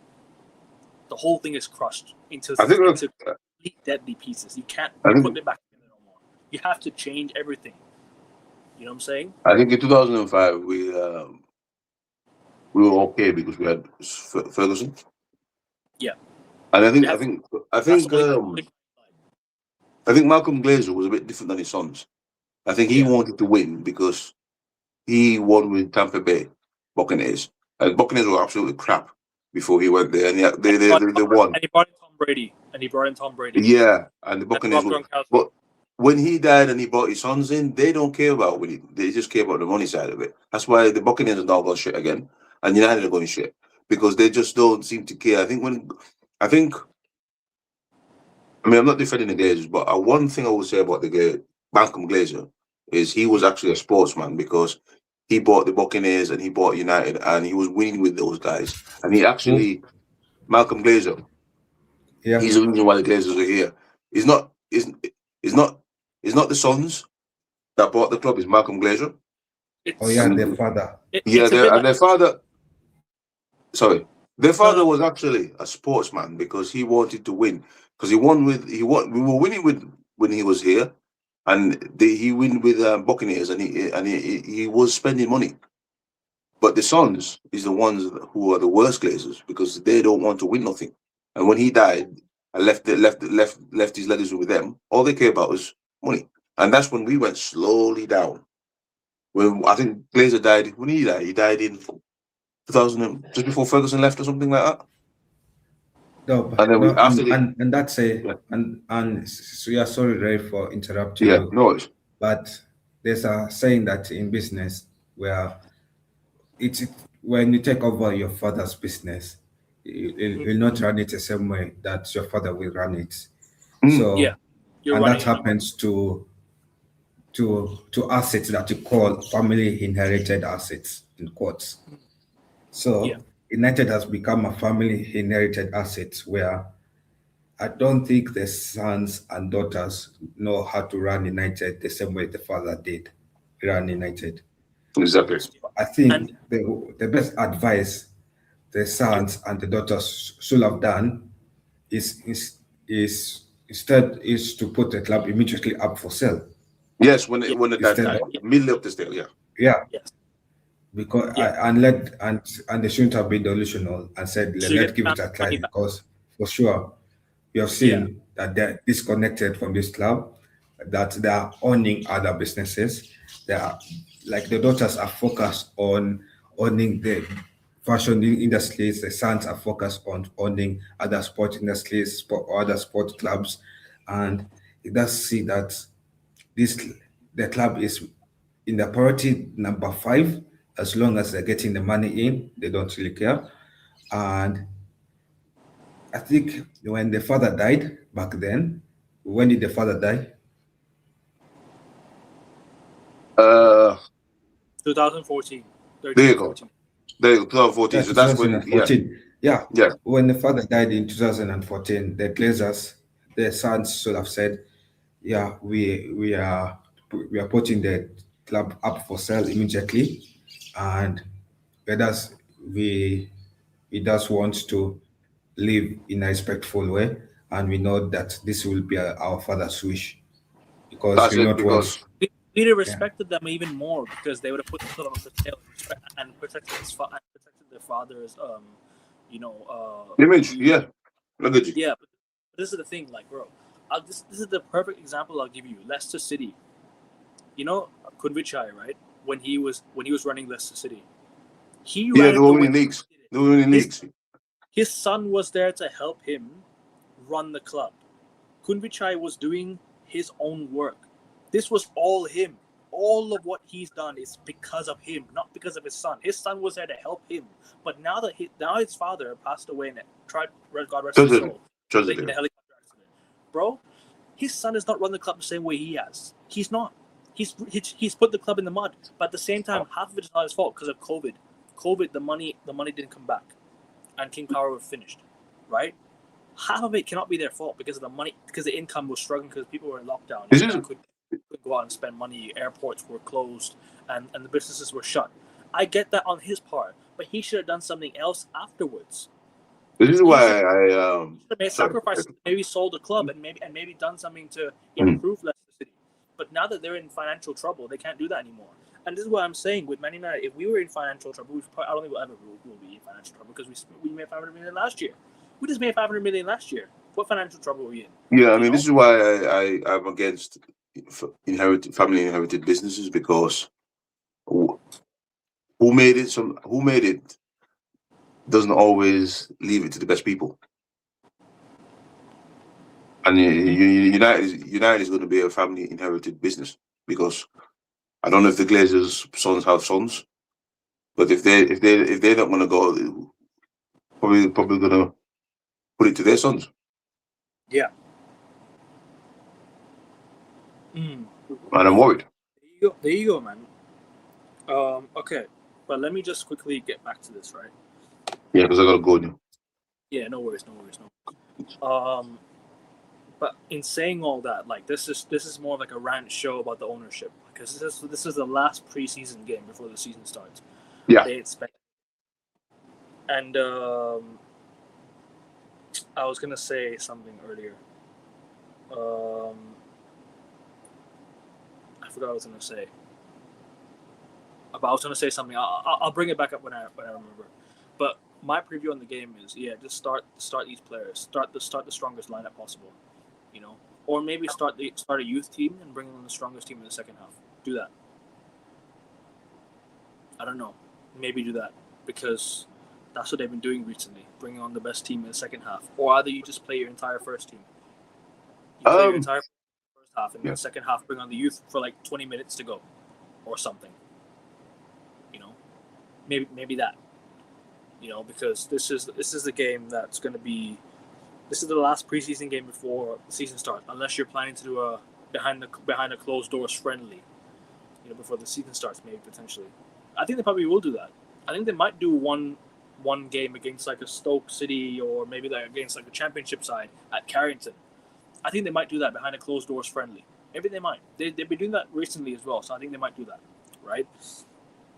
Then you give these guys minutes before the season starts, and then against Hull City you go out full strength. You know, against Hull City you go out full strength. Man, I think my lineup probably be the same as Kyle. I think maybe you start. It's actually no, sorry. I'll start Lamens in goal today. Lamens will probably play in goal. I'm gonna go with right back Mazraoui. I prefer Mazraoui over Dallo. Center backs, it's gonna have to be Maguire and Euro or Heaven because that's just how I think it should be. Left back should be Luke Shaw, even though I don't think he should be our left back this season. You know, we should have signed a new left back. All right, Luke Shaw left back. Midfield, Tielemans, Bruno, and Kobe Mainu. I think Mainu's going to play because this is going to be Mainu's last preseason before the season starts. He has to play. He has to get some minutes because Mainu's just come back from the World Cup break. This is one and only game he's going to play in preseason. He has to start. He has to play, right? Even though he's come off a back injury. Maybe get some minutes in the tank before you play next week. Maybe Santos, maybe Tielemans, we'll see. All right, Tielemans, Bruno, Mainu. That's my midfield. Right wing, Ahmad. Up top, and Mbumo. On the left wing, Cunha. And then you bring Rashford off the bench in the second half. That's what I think you do. Yeah, that's my lineup. And then, I mean, it's not bad, really. I agree with you with that. I think Menu should start. I think I did say that Menu, Cunha should start, and then bring these boys off the bench. Because I don't know. I don't know if Menu will start the season. You see. I doubt it as well, but you never know. You never know. But yeah, we do need to go for strong. I mean, I do agree with Kyle and Kevin that we do need to go strong because it's Hull. You know, I've not been keeping tabs on Hull, so I don't really know what they've been doing. But we have to go strong. I think we'll go. I would want to see the team play maybe up to 70 minutes, then bring on the kids. Go strong, but don't go reckless. So what I mean about going strong is make sure you play good, but don't play reckless. Keep yourself ready for the whole game because, as I said, it can all go crashing down. All this good thing about pre-season can go crashing down if you lose the Hull. And we cannot lose the Hull. Yeah. You just can't do it. Yeah. I agree. I wholeheartedly agree. I mean, there's a lot more we can say. I have a lot more I want to say, but I don't think we're running out of time. Yeah, I think we're running out of time, yeah. So There's a lot more to say. So let's give our score predictions. Before you guys do that, make sure you guys go subscribe to Ray's Instagram, or go follow Ray's Instagram. Sorry, I am encouraging you to start your YouTube channel, Ray. I don't know when you'll start it, but I will help you with it if you want. I'll always help anyone that they need. Kyle. Yeah, I'll also help you, Ray, with it as well. Yeah, even Kyle is gonna. As I said, man, I gotta find the time. I gotta find the time for that. Sit down and actually do it. Yeah. Yeah. Because with YouTube, you got to upload. You got to keep uploading to make it a successful channel on it. So I don't got the time to do that. But we'll see in the future. You never know. But anyways, like I said, go follow Kyle's YouTube channel. I'll put the link in the description of the video. Make sure you guys go follow Ray at his Instagram at Ray Collar Brown. And subscribe here, guys. We're so close to 700, guys. Let's just cross the line. Let's just cross the line. 700 subscribers. I'm gonna upload some videos, YouTube Shorts, very, very, very soon.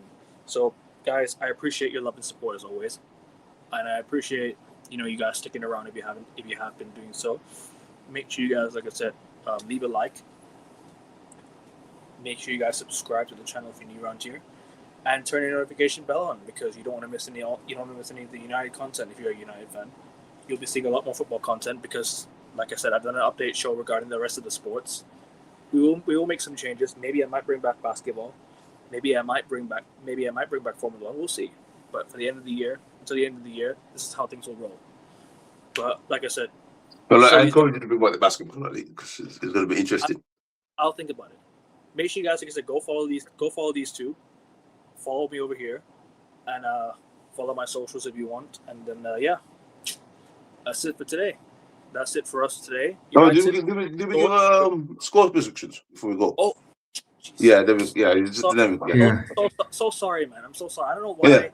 Yeah. I completely forgot about that. I was literally gonna say before we give score predictions to go follow these guys. I was gonna close out. I'm like, thank you for reminding me, Ray. Thank you so much. Bro. Yeah. All right.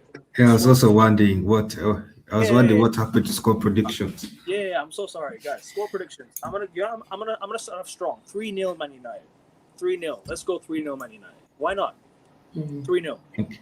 Seriously, 3-0. Yeah, I mean, I'll go for 4-0. I think we need to be as strong, so we got the lads going into Hull. So I'll go 4-0 United. Yeah. And just sorry. Yeah. Go ahead. No, it's okay. You can finish your point. Then I'll say my prediction. I was just gonna say on AC Milan's side, there's a lot of uncertainties at the club. I mean, the ownership's dead as well, and the team is not great.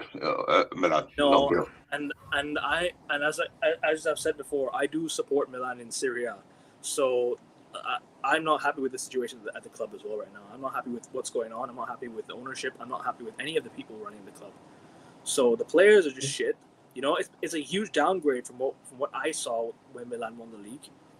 Players like Frank Kessie were able to leave on a free. Donnarumma left on a free. Players of that ilk left just like that. They all went.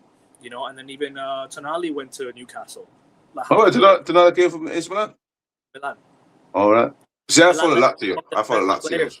One of their best players was let go to Newcastle. One of the best midfielders was let go to Barcelona on a free. Okay, fair enough. Barcelona, maybe you think, okay, so that's an upgrade. Fair enough. You join Barcelona.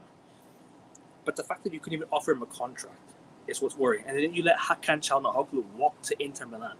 There's so many more issues at the club. And then Milan fans will just empty stadiums, leave banners in the stadium. They're a global club, bro. Milan are a global club. Man United fans should take example from them. Going into this game, losing this game might be one thing, because one thing as well, guys. Man United fans are seeking revenge against Ruben Amorim. But imagine we lose against Ruben Amorim. These guys will be outraged and be like, "Oh, the club has to do this and that now." That could also be a positive. I'll never see a fan base so outraged over a preseason game in my life than today. So win or lose, United work the fuck on with these signings. Work into these signings ASAP. These are starting in a week. All right, Kyle, go ahead. So also before I give my scoreline prediction, the one thing I admire about AC Milan fans is what they did to chase away the ownership. And it should be, even though we're playing against AC Milan, it should be a leaf that United fans should take from AC Milan is how they pressured the ownership to sell, how they chased away the ownership. And it's what I keep talking about here is with these people who dress up in suits, you should not play the diplomatic way of that chanting, of that protesting. No, you need to play to that game. Yeah, you see, for them they only care about the money, so you need to play where it hurts them deep. That's the match they live in. Where it hurts the fan base, we have to play. Like, where it hurts the fan base is an advantage to us, because then they'll start waking up and start fucking going riot. At the end of the day, we don't want things to go extreme. You don't want people to go, how we did with Edward's house. You know how the fans went and burned Edward's house. Like that was disgusting. But they were sending a message. You don't want like stuff like that to happen, but you want messages to be sent across. Yeah, Like strong. and we need that message to be sent because and that's a message. That's a message to be sent by the fan supported groups out there in the world to encourage their members to stop attending football matches at Old Trafford. Yes. Yeah, and even for these big games, for you to walk to Old Trafford protesting doesn't do you anything as long as you have bought the tickets. Then you have to, so empty the stadium, stop buying the tickets, and stop buying merchandise. Yeah, 100%. As I said, I don't even know if I'm going to go to matches this season because I'm pissed off with the board already, and it's just like you haven't given me any players. It's too late. It's too late, bro. They're already buying tickets for Liverpool games at home. They're already purchasing tickets. Yeah, but Ray, it doesn't matter because you see, for you, you're pissed off, but there's a United fan that has filled in your slot. That's it. That's the problem. I mean, that's the thing. For every 1,000 fans that don't go, there's 1,000 ones that will, and that's how they do it. That's why I said the Sons don't care about winning. They just look at the things what owners do. Oh, yeah, don't care. All they care about. Oh, look, I've got 1,000 tickets. I sell out. Yeah. Oh, good. I like it, so I do whatever I do. And just the worst thing about it, these guys, like you mentioned, they're so shit scared of your season ticket getting stolen by someone else. Who cares? Why don't you care about funding not funding the club? We're not worrying about what they're gonna do, going forward. And no, that saying, who was it? Like that saying by Alexis Sanchez where he got pissed at TikTokers at Real Madrid. Was it by Alexis Sanchez? I shared something in the Discord. No, I think it wasn't it Ander Herrera? Ander Herrera, yeah, it's actually one of our own former players. Yeah, I even mentioned. Respect to him, by the way. Respect to him. One of my favorite signings in the club's history. The same. He's one of my favorite signings in the club, and underrated. He's not good of a player. Yeah, and he got pissed at TikTokers, and it's the same thing I keep mentioning here. United, we have different levels of supporters. We have supporters that love the club deep down. Then we have supporters that support the club because their friends support the club. Then we have supporters that support the club out of pure pressure. And then we have supporters that support the club because they're tourists. Yeah. Anyway, score prediction. Sorry. So I know I've spoken a lot, but no, bro. But you never. But that point is important to make before the score prediction because no matter the match result, what United fans need to take out of this match is how do we learn from Milan? How did AC Milan get rid of the ownership? Yeah, but now my score prediction, I think United will. I don't know why, but I see Ruben Amorim playing a good game against United and pushing us to the corner. I think that draw against Leeds did us bad. I'll say it as a draw because let's be honest, I think in normal games not go to penalty shootout. So we drew against Leeds. Yeah. So Ruben Amorim will look at that draw and say if United are still going to Leeds, then that means there's still issues there that I can exploit. Yeah. And that has boosted Ruben Amom's confidence despite him being smashed by Chelsea. So I think United will struggle. I was looking at our average goals scored per game and our average goals conceded, and I think we'll win 1-0. Yeah, I mean, other than Rosenberg, we still kind of only win by the odd goal, don't we? We don't really win by 2 or 3 or 4 goals. Yeah. And that's still a bit of worry. So, Yeah, but I still go 4-0 because you never know. I'm only looking Yeah. at because Chelsea won 4-0. The defense might be bad, but Yeah, I don't know. but again, we're not Chelsea. Again, we're not Chelsea. So yeah, we have this habit where we cannot be like other teams consistently. Yeah. Yeah. So, what's your score prediction then? What's your final score prediction? Who? Yeah, My score prediction. Yeah, you said my score prediction is 1-0. United 1-0. Yeah. Okay, cool. There was one thing I'm gonna say. There's one thing I'm gonna say before we go. Just real quick, just real quickly there.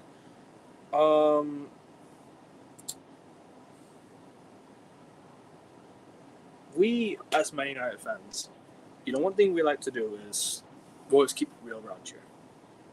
We always keep it real around here. We always give our thoughts. None of this is my opinion. Most of it, yes, I also give my opinion. These two give their opinions as well. So I guess give respect to them as well. Respect for the time, and yeah, just gotta do what we gotta do. And I saw something on Twitter, right? Kyle, you mentioned about average goals scored, average goals conceded, right? Bro, that's the biggest. That's one of the issues that we have to deal with right now, is that the goals that we score cover up the cracks that this football club has. How many goals do we concede on a daily basis? How many mistakes do we make? How many silly mistakes do we make at the back? How many silly errors do we have to put up with? So I completely hear all your opinions and everything. And I was scrolling on Twitter. Yeah.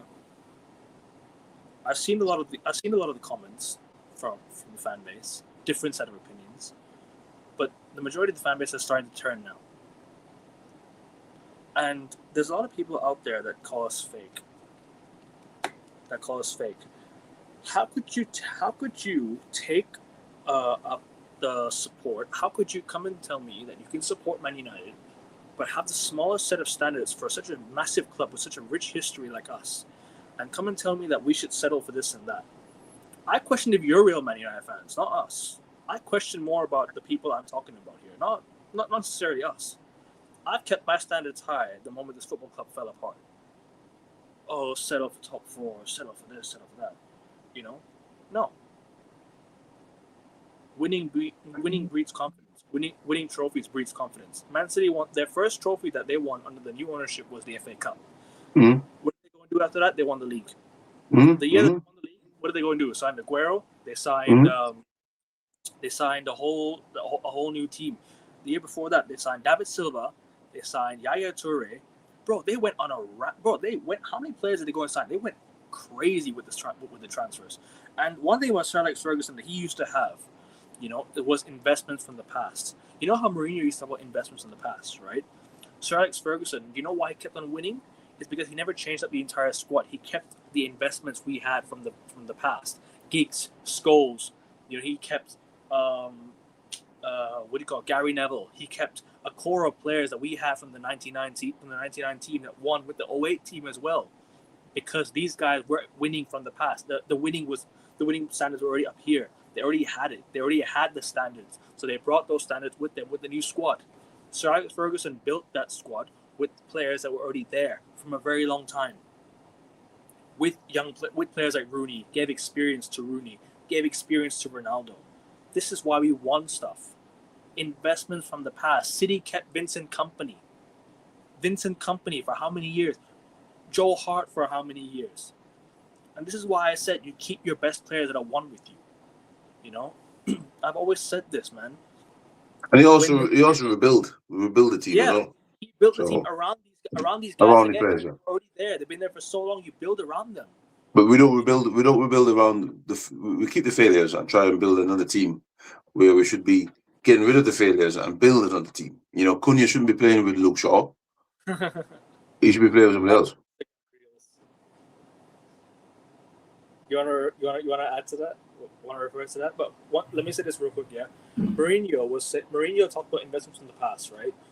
He was talking about teams like Real Madrid. You know, Ronaldo's been in a Champions League final. You know, players that have been in Champions League finals, you build a squad together. All of a sudden, it breeds confidence. Toni Kroos in a Champions League final with Bayern Munich. You know, you bring in who else from Barcelona? You brought in Henry, who was in a final with Arsenal. You know, Henry, who was in a final with Arsenal. Yes, I know he lost, but he's been to a final. But then he won it. Then he won it. Then he won it with He Barcelona. won with Barcelona because you know why? He was determined to go back there again and win it. This is why you That's have what the mentality is, bro. mentality players. This is why I said, bro, you already have players. This is why I was so worried about letting go of Casemiro, because he has that experience with him. You know, when you bring in players like Chelsea brought in Deco, they brought in bro, I could name a lot of players that Chelsea had Iron Robin. I don't know. Actually, Chelsea brought in quite good players. Yeah, and also many other things. Mixed with youth, experience, world class. Mixed. You know, Giggs was in a Champions League final in 1999. Was in the same final in 2008. Paul Scholes, same. Even though Paul Scholes didn't play the final, but he was a part of the squad that was there. He was a part of the squad that was in that final. And this is my thing, bro. This is why when you want to win Champions Leagues and Premier League, you need to have investments from the past. You need to have experience. Players that have been there and done it. Yep. You know? So this is my thing. Yeah. And also AK. Go ahead, we should have a strong mentorship program. Where I'm okay with us using the youth to sell and to sell the youth, but also we should mentor this youth and we should pick the best youth to fill in those slots as well. Yeah, I mean that's what we should be doing. We have talented youth like Vitek, we have talented youth like Camason that we saw in the preseason. Give him Thwaites. Give him Thwaites. Who else? Thwaites. Yeah, Thwaites. And also that guy called Jacob. And also let us also be honest. Some youth are not even meant to be here. Some youth should be sold immediately. Yes. Some youth like Jack Fletcher, Taylor Fletcher should be sold. Yeah, but we're championing them. I don't get it. Yeah. But we're putting them in. We're putting Taylor and Jack in and leaving out Watts and other guys. Yeah, I don't know why they're still promoting those two kids. I don't know. And I keep every time I see those two on the pitch, or either of them starting the pitch or coming off the bench, I'm like, these kids frustrate me. I'm all in for youth investment, but these kids are not yet. Yeah, I agree with you 100%. I agree with you guys wholeheartedly. But Kyle, you want to explain this before we wrap up shortly? Will I want to what? You want to explain this before we wrap up shortly? No. Like the quote of investment from the past. It meant those Instagram reels that joke about where it says about boys dating, about you getting a hot girlfriend, and then they say that these are investment from the past. They're quoting Jose Mourinho's quote. So when I heard you say these are investment from the past, it reminded me of Jose Mourinho's, the special one.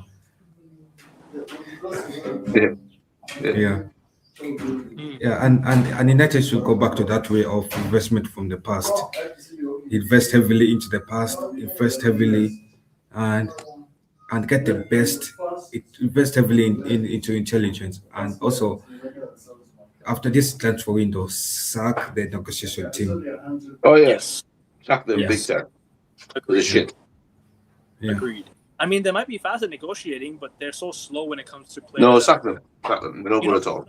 This is my last thing. Okay, before you go, this is my last thing about the negotiation team. The reason why they're fast is because nobody else is in for that player. So United was like, all right, we'll take him right away. Nobody else is in for them. When they're up against like a Tottenham, or when they're up against like a Chelsea, Liverpool, Man City for the signing, they'll fail to sign him because why? It's because they're slow. It's because but we can't put up as much money as them because they're scared to spend the stingy. Yeah, but So they lose. okay. But when they have a okay, free run to the player, they'll get him right away because we only us that we want him. It's only that we want him. Nobody else does.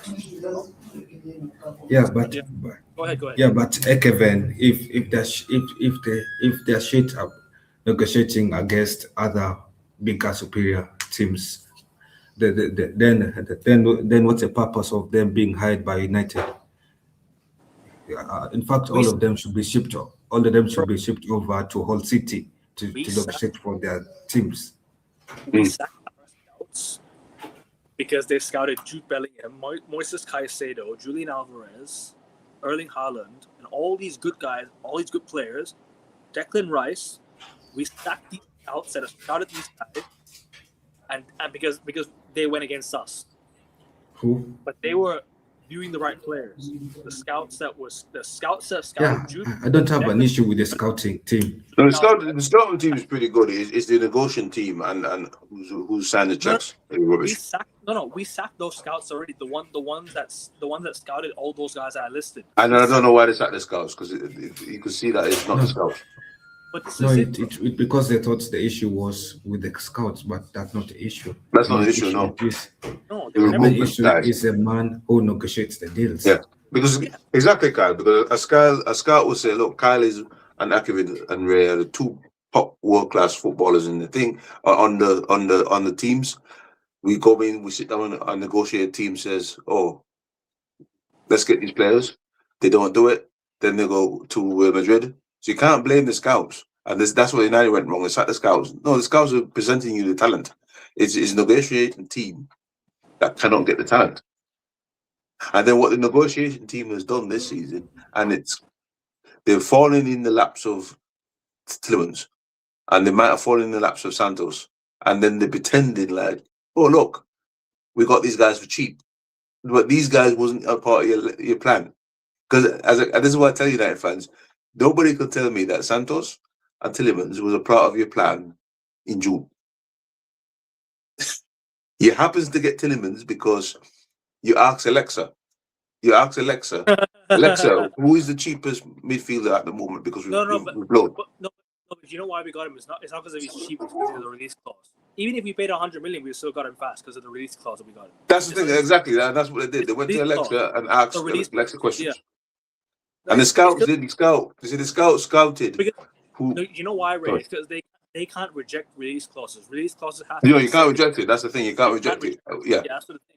That's what I'm. And that's what it is. That's the only reason why we got Tillmans. And we wouldn't have gotten him. We wouldn't have signed him if they didn't have Tillmans. He's a good signing. Don't get me wrong. But what I'm saying is, we would have never signed him if they didn't activate the release clause. And for me, that's not negotiations. That's not negotiations. Negotiations is, as I said, is scouting Kyle, is scouting Aikevin, and is scouting myself or something, and saying, look, these youths are the best footballers, or these young men are the best footballers you can get, and then you go and negotiate with them how much you want to play, your minutes, all these sort of things. Not saying, oh, well, we don't want to play for you. Because don't forget, they said that they agreed personal terms with Fernandes. So they can't turn around and say, oh, Fernandes needed more money, because they said that he wanted 170, whatever they're going to pay him. He is happy to pay that. So this is how they trick themselves up with lies. When people say, oh, he wanted more money. Yeah. No, they agreed terms with him. It was only left for them to pay West Ham the money. And they couldn't do it. You know what they'll go and do? They'll put out some PR saying, "Oh, we couldn't get this and that because of this and that reason." Like, for example, if a guy we lost to him because he rejected this little clause that we put in, which he never. That's it, no, and that's bullshit because they said to just convince the fans, because these fans are so easily convinced and so easily pleased that they'll get fooled by a little bit of PR. this is it. But it's not Ineos's fault that he rejected. No. It's because these guys are stingy as fuck and they don't want to spend their money. And they want to put it on Fernandez. They want to put it on Fernandez, saying, "Oh no," but he accepted. He didn't listen. If he didn't accept personal terms, they wouldn't have gone for Fernandez. You've got serious issues if you're losing players to Tottenham. Fucking exactly, man. Exactly. You have serious issues if you're. This is how you can spot them. To Tottenham. Tottenham have no ambition compared to Man United. This is how you can spot them out on the line, AK. Have that much ambition. Tottenham just finished 17th last year. Exactly. We just got back into the Champions League. We should be aiming to get the better players to improve our squad even more, squad depth and all of that. We can't even do that because we're losing players to Tottenham. Lost tonight to Tottenham. Lost Fernandez to Tottenham. Whatever. And this is the thing. If you're losing targets to Tottenham, you're fucked. Sorry. Exactly, and that's a lies because you could catch them out. You know, because they'll say, "Oh, they don't want to sign a player unless he agrees personal terms with United." So, but Fernandez agreed personal terms, so he didn't go to Tottenham because they paid him 250 million. I mean, 250k. Term doesn't mean transfer fee. This is what people misunderstand. When someone agrees personal terms with you, it does not mean that we've already made the bid and they've accepted the bid. They think, "Oh shit, he agrees to join Man United." No, we haven't offered the money. We only given the terms and what we want to do with this player at the football club. Yeah, he's got to pay the money to Spurs, and they didn't want to do that. You know what it is? You can agree with the player, but if you don't agree with this club, then he will never sign for you. This is what fans misunderstand. When you agree personal terms, it does not mean they will sign with you. It means that they agree with the contractual terms. They don't agree with, but the clubs haven't accepted the money that you've thrown at them to bring the player in. Exactly, and Spurs, West Ham respected Spurs. And what Spurs did, okay, since United paying you that money, we'll pay you more. So it wasn't anything about Hernandez, he didn't want, he was shopping. No. He agreed terms with personal terms with Man United. Exactly. Wow, big breaking news. Where's the money to talk? Where's the money to fucking West Ham? Have you sent the bid in? No, you haven't.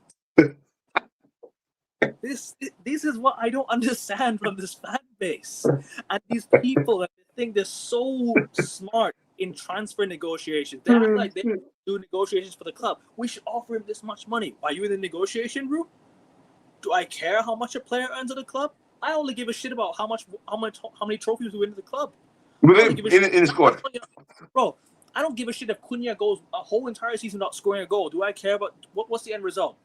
Do I care if he wins a trophy? Yeah, that's the thing. If he wins the trophy, that's the only end result I care about. I don't care if Sesko goes a whole season without scoring a goal. I don't care if Mbumo stinks out for an entire 5 months. If they all stink up the gap and we don't win anything, then it's an issue. I don't care about individual players. These fans online have this little thing where they have Mbumo like as their profile picture, Cunha as their profile picture, Sesko as their profile, Carrick as their profile picture. Bro, I swear to you, I'm not even taking the piss. There are some fans with Sir Jim Ratcliffe as their profile picture. I'm not even joking. That's one of the worst things you could do. There are some fans out there with Ineos as their profile picture.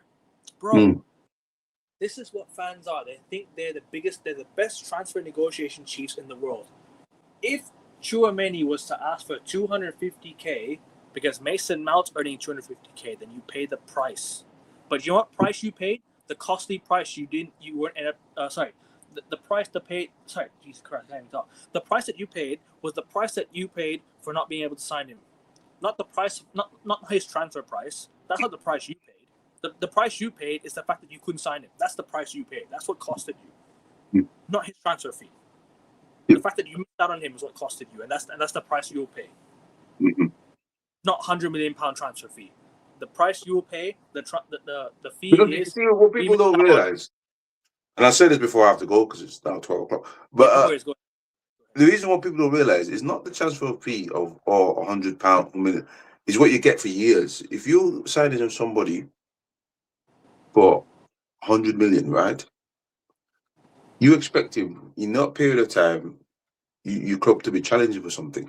It's not the player's fault that you It haven't never will. built a It never will team. be a player's fault. You have not built a team around in them years. When you sign it, when a club says, okay, look, like City for example, when City said, look, here's whatever money for Anderson, sorry, they're not Yeah. looking at Anderson for today. They're looking at in No. 5 years we're going to be winning shit with Anderson. And this is what United fans don't get. You're not paying just for one season, ladies and gentlemen. When you're telling me that, oh, United shouldn't be paying this, you're paying for 4-5 years. You're paying Yes. not just for this season. For if you had bought Fernandes, you're paying him for this. You're not. So what you're you not- should be doing You're not paying 100 million for a guy straight away. You're paying exactly. You're paying. Imagine you're signing a 5-year contract. How much is what is 100 divided by 5? Like 20 million, 20 million a year. 20 million a year. That's what you're paying. 20 million a year. Yeah, for my you're man. paying 20 right? million a year in 5 years for the But player. in them 20 million, in them years, you should be building a squad that win your stuff around Fernandes or win your stuff around the players, and then all of a sudden you don't even know that you spent 100 million. It's like if you look at the past, right? Ferguson spent some of the British transfers of some of the players that in the past that we bought, right? Yeah. But in them years, look how much Premier Leagues Rio Ferdinand won. What, 5 Premier Leagues? Rio Ferdinand, 5 5 league titles. 5 league titles. Wayne Rooney cost a bomb. Wayne Rooney cost a Wayne Rooney cost a bob. He won 5. Back in the day, Cantona cost a bob. He won 3. So 3. when you pay 3 or 4, 4 or 5 league titles, something like that. Yeah. So what fans don't realize is when they talk about, oh, we don't need. If you build a team around the players that the most expensive player that you buy, and you win it, you don't even realize it because you've already owned back all that 100 million or all that money that you spent on him because you're winning with that. And that's what people don't seem to understand. That's what they don't get. They think, oh, we should save money, bro. If you spend now, 5 years, you could win Champions Leagues, Premier Leagues. I mean, and this is what Klopp did. Klopp did the same thing. Liverpool, if any Liverpool people in the chat, Klopp decided to go and build. Oh shit, my phone is dying here, so I got to my camera off. But Klopp decided to go and spend a lot of money on a goalkeeper, the most expensive goalkeeper. But look how much money that Alisson's won him. He won't go spend a lot of money on Van Dijk. Look how much trophies they won him, and that's what you got to do, man. Money for Donnarumma, a Champions League winner, a treble winner, a Donnarumma in goal. We couldn't even pay that much. You know what I mean? So you've got to money cost per week. You know, this is why I said the club. When you negotiate for someone, you have to throw ambition at the player as well, saying, we want to win the Premier League this year. So you want to win. Then you tempt them to come to the football club. But that's the thing. They can agree personal terms over the contractual situations, but they have to offer them other terms like, oh, we want to win a league title. I want to build around you. So you come here and we make it. They ain't doing that. They're saying, they ain't doing that, and that's why players not coming. Yep. And they're also saying them, the money is too expensive. We can't offer you this much. After you just made 500 million last year. 500 million last year. Where's the money gone? Anyway, okay, I've got to fucking Glazers and Ineos. Go off now. Yeah. Make sure you guys go follow Ray's Instagram, Kyle's YouTube channel. Links all in the chat, and I'll put Kyle's Instagram Kyle's YouTube channel in the description of the video. 16 subscribers away from 700. Make sure you guys subscribe, like the video, share it across socials, whatever it is, whatever you want to do, or send it to your mates or whatever it is, and we're trying to get to 700 before the season starts, which is about 16 subscribers away. Come on, guys, let's get there before the season starts. Premier League show coming very, very soon, coming back very, very soon, and community show video postings very, very soon as well. Stay tuned. Notification bells turned on. YouTube shorts, everything, live content, all going to be here on the channel. Anyways, Ray, I'll see you tomorrow for the review show or Monday. See you tomorrow, guys, and make sure one last thing before I go. Make sure you follow my Instagram because I'm dropping I'm going to do the video probably this afternoon or something, and I'm going to drop my Premier League preview. I'm going to drop 2 actually.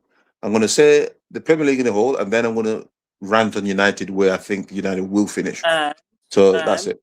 Yeah. He's going to create his YouTube channel as well, and I'm going to help him. Yes, Ray's creating his YouTube channel. I've convinced him to create his YouTube channel, guys. I've got the man. He's listening to me now. Yeah. He's listened to me. He knows what he has to do. Yeah, great. I'll help it out, bro. All right. Cheers. All right, Blazers the Okay. fuck out. Ineos Yep. the fuck out. United, wake up, sign some players. The season's starting in a week and beat Mm. AC Milan. Love, peace, Peace. love, and blessing. Have a great day.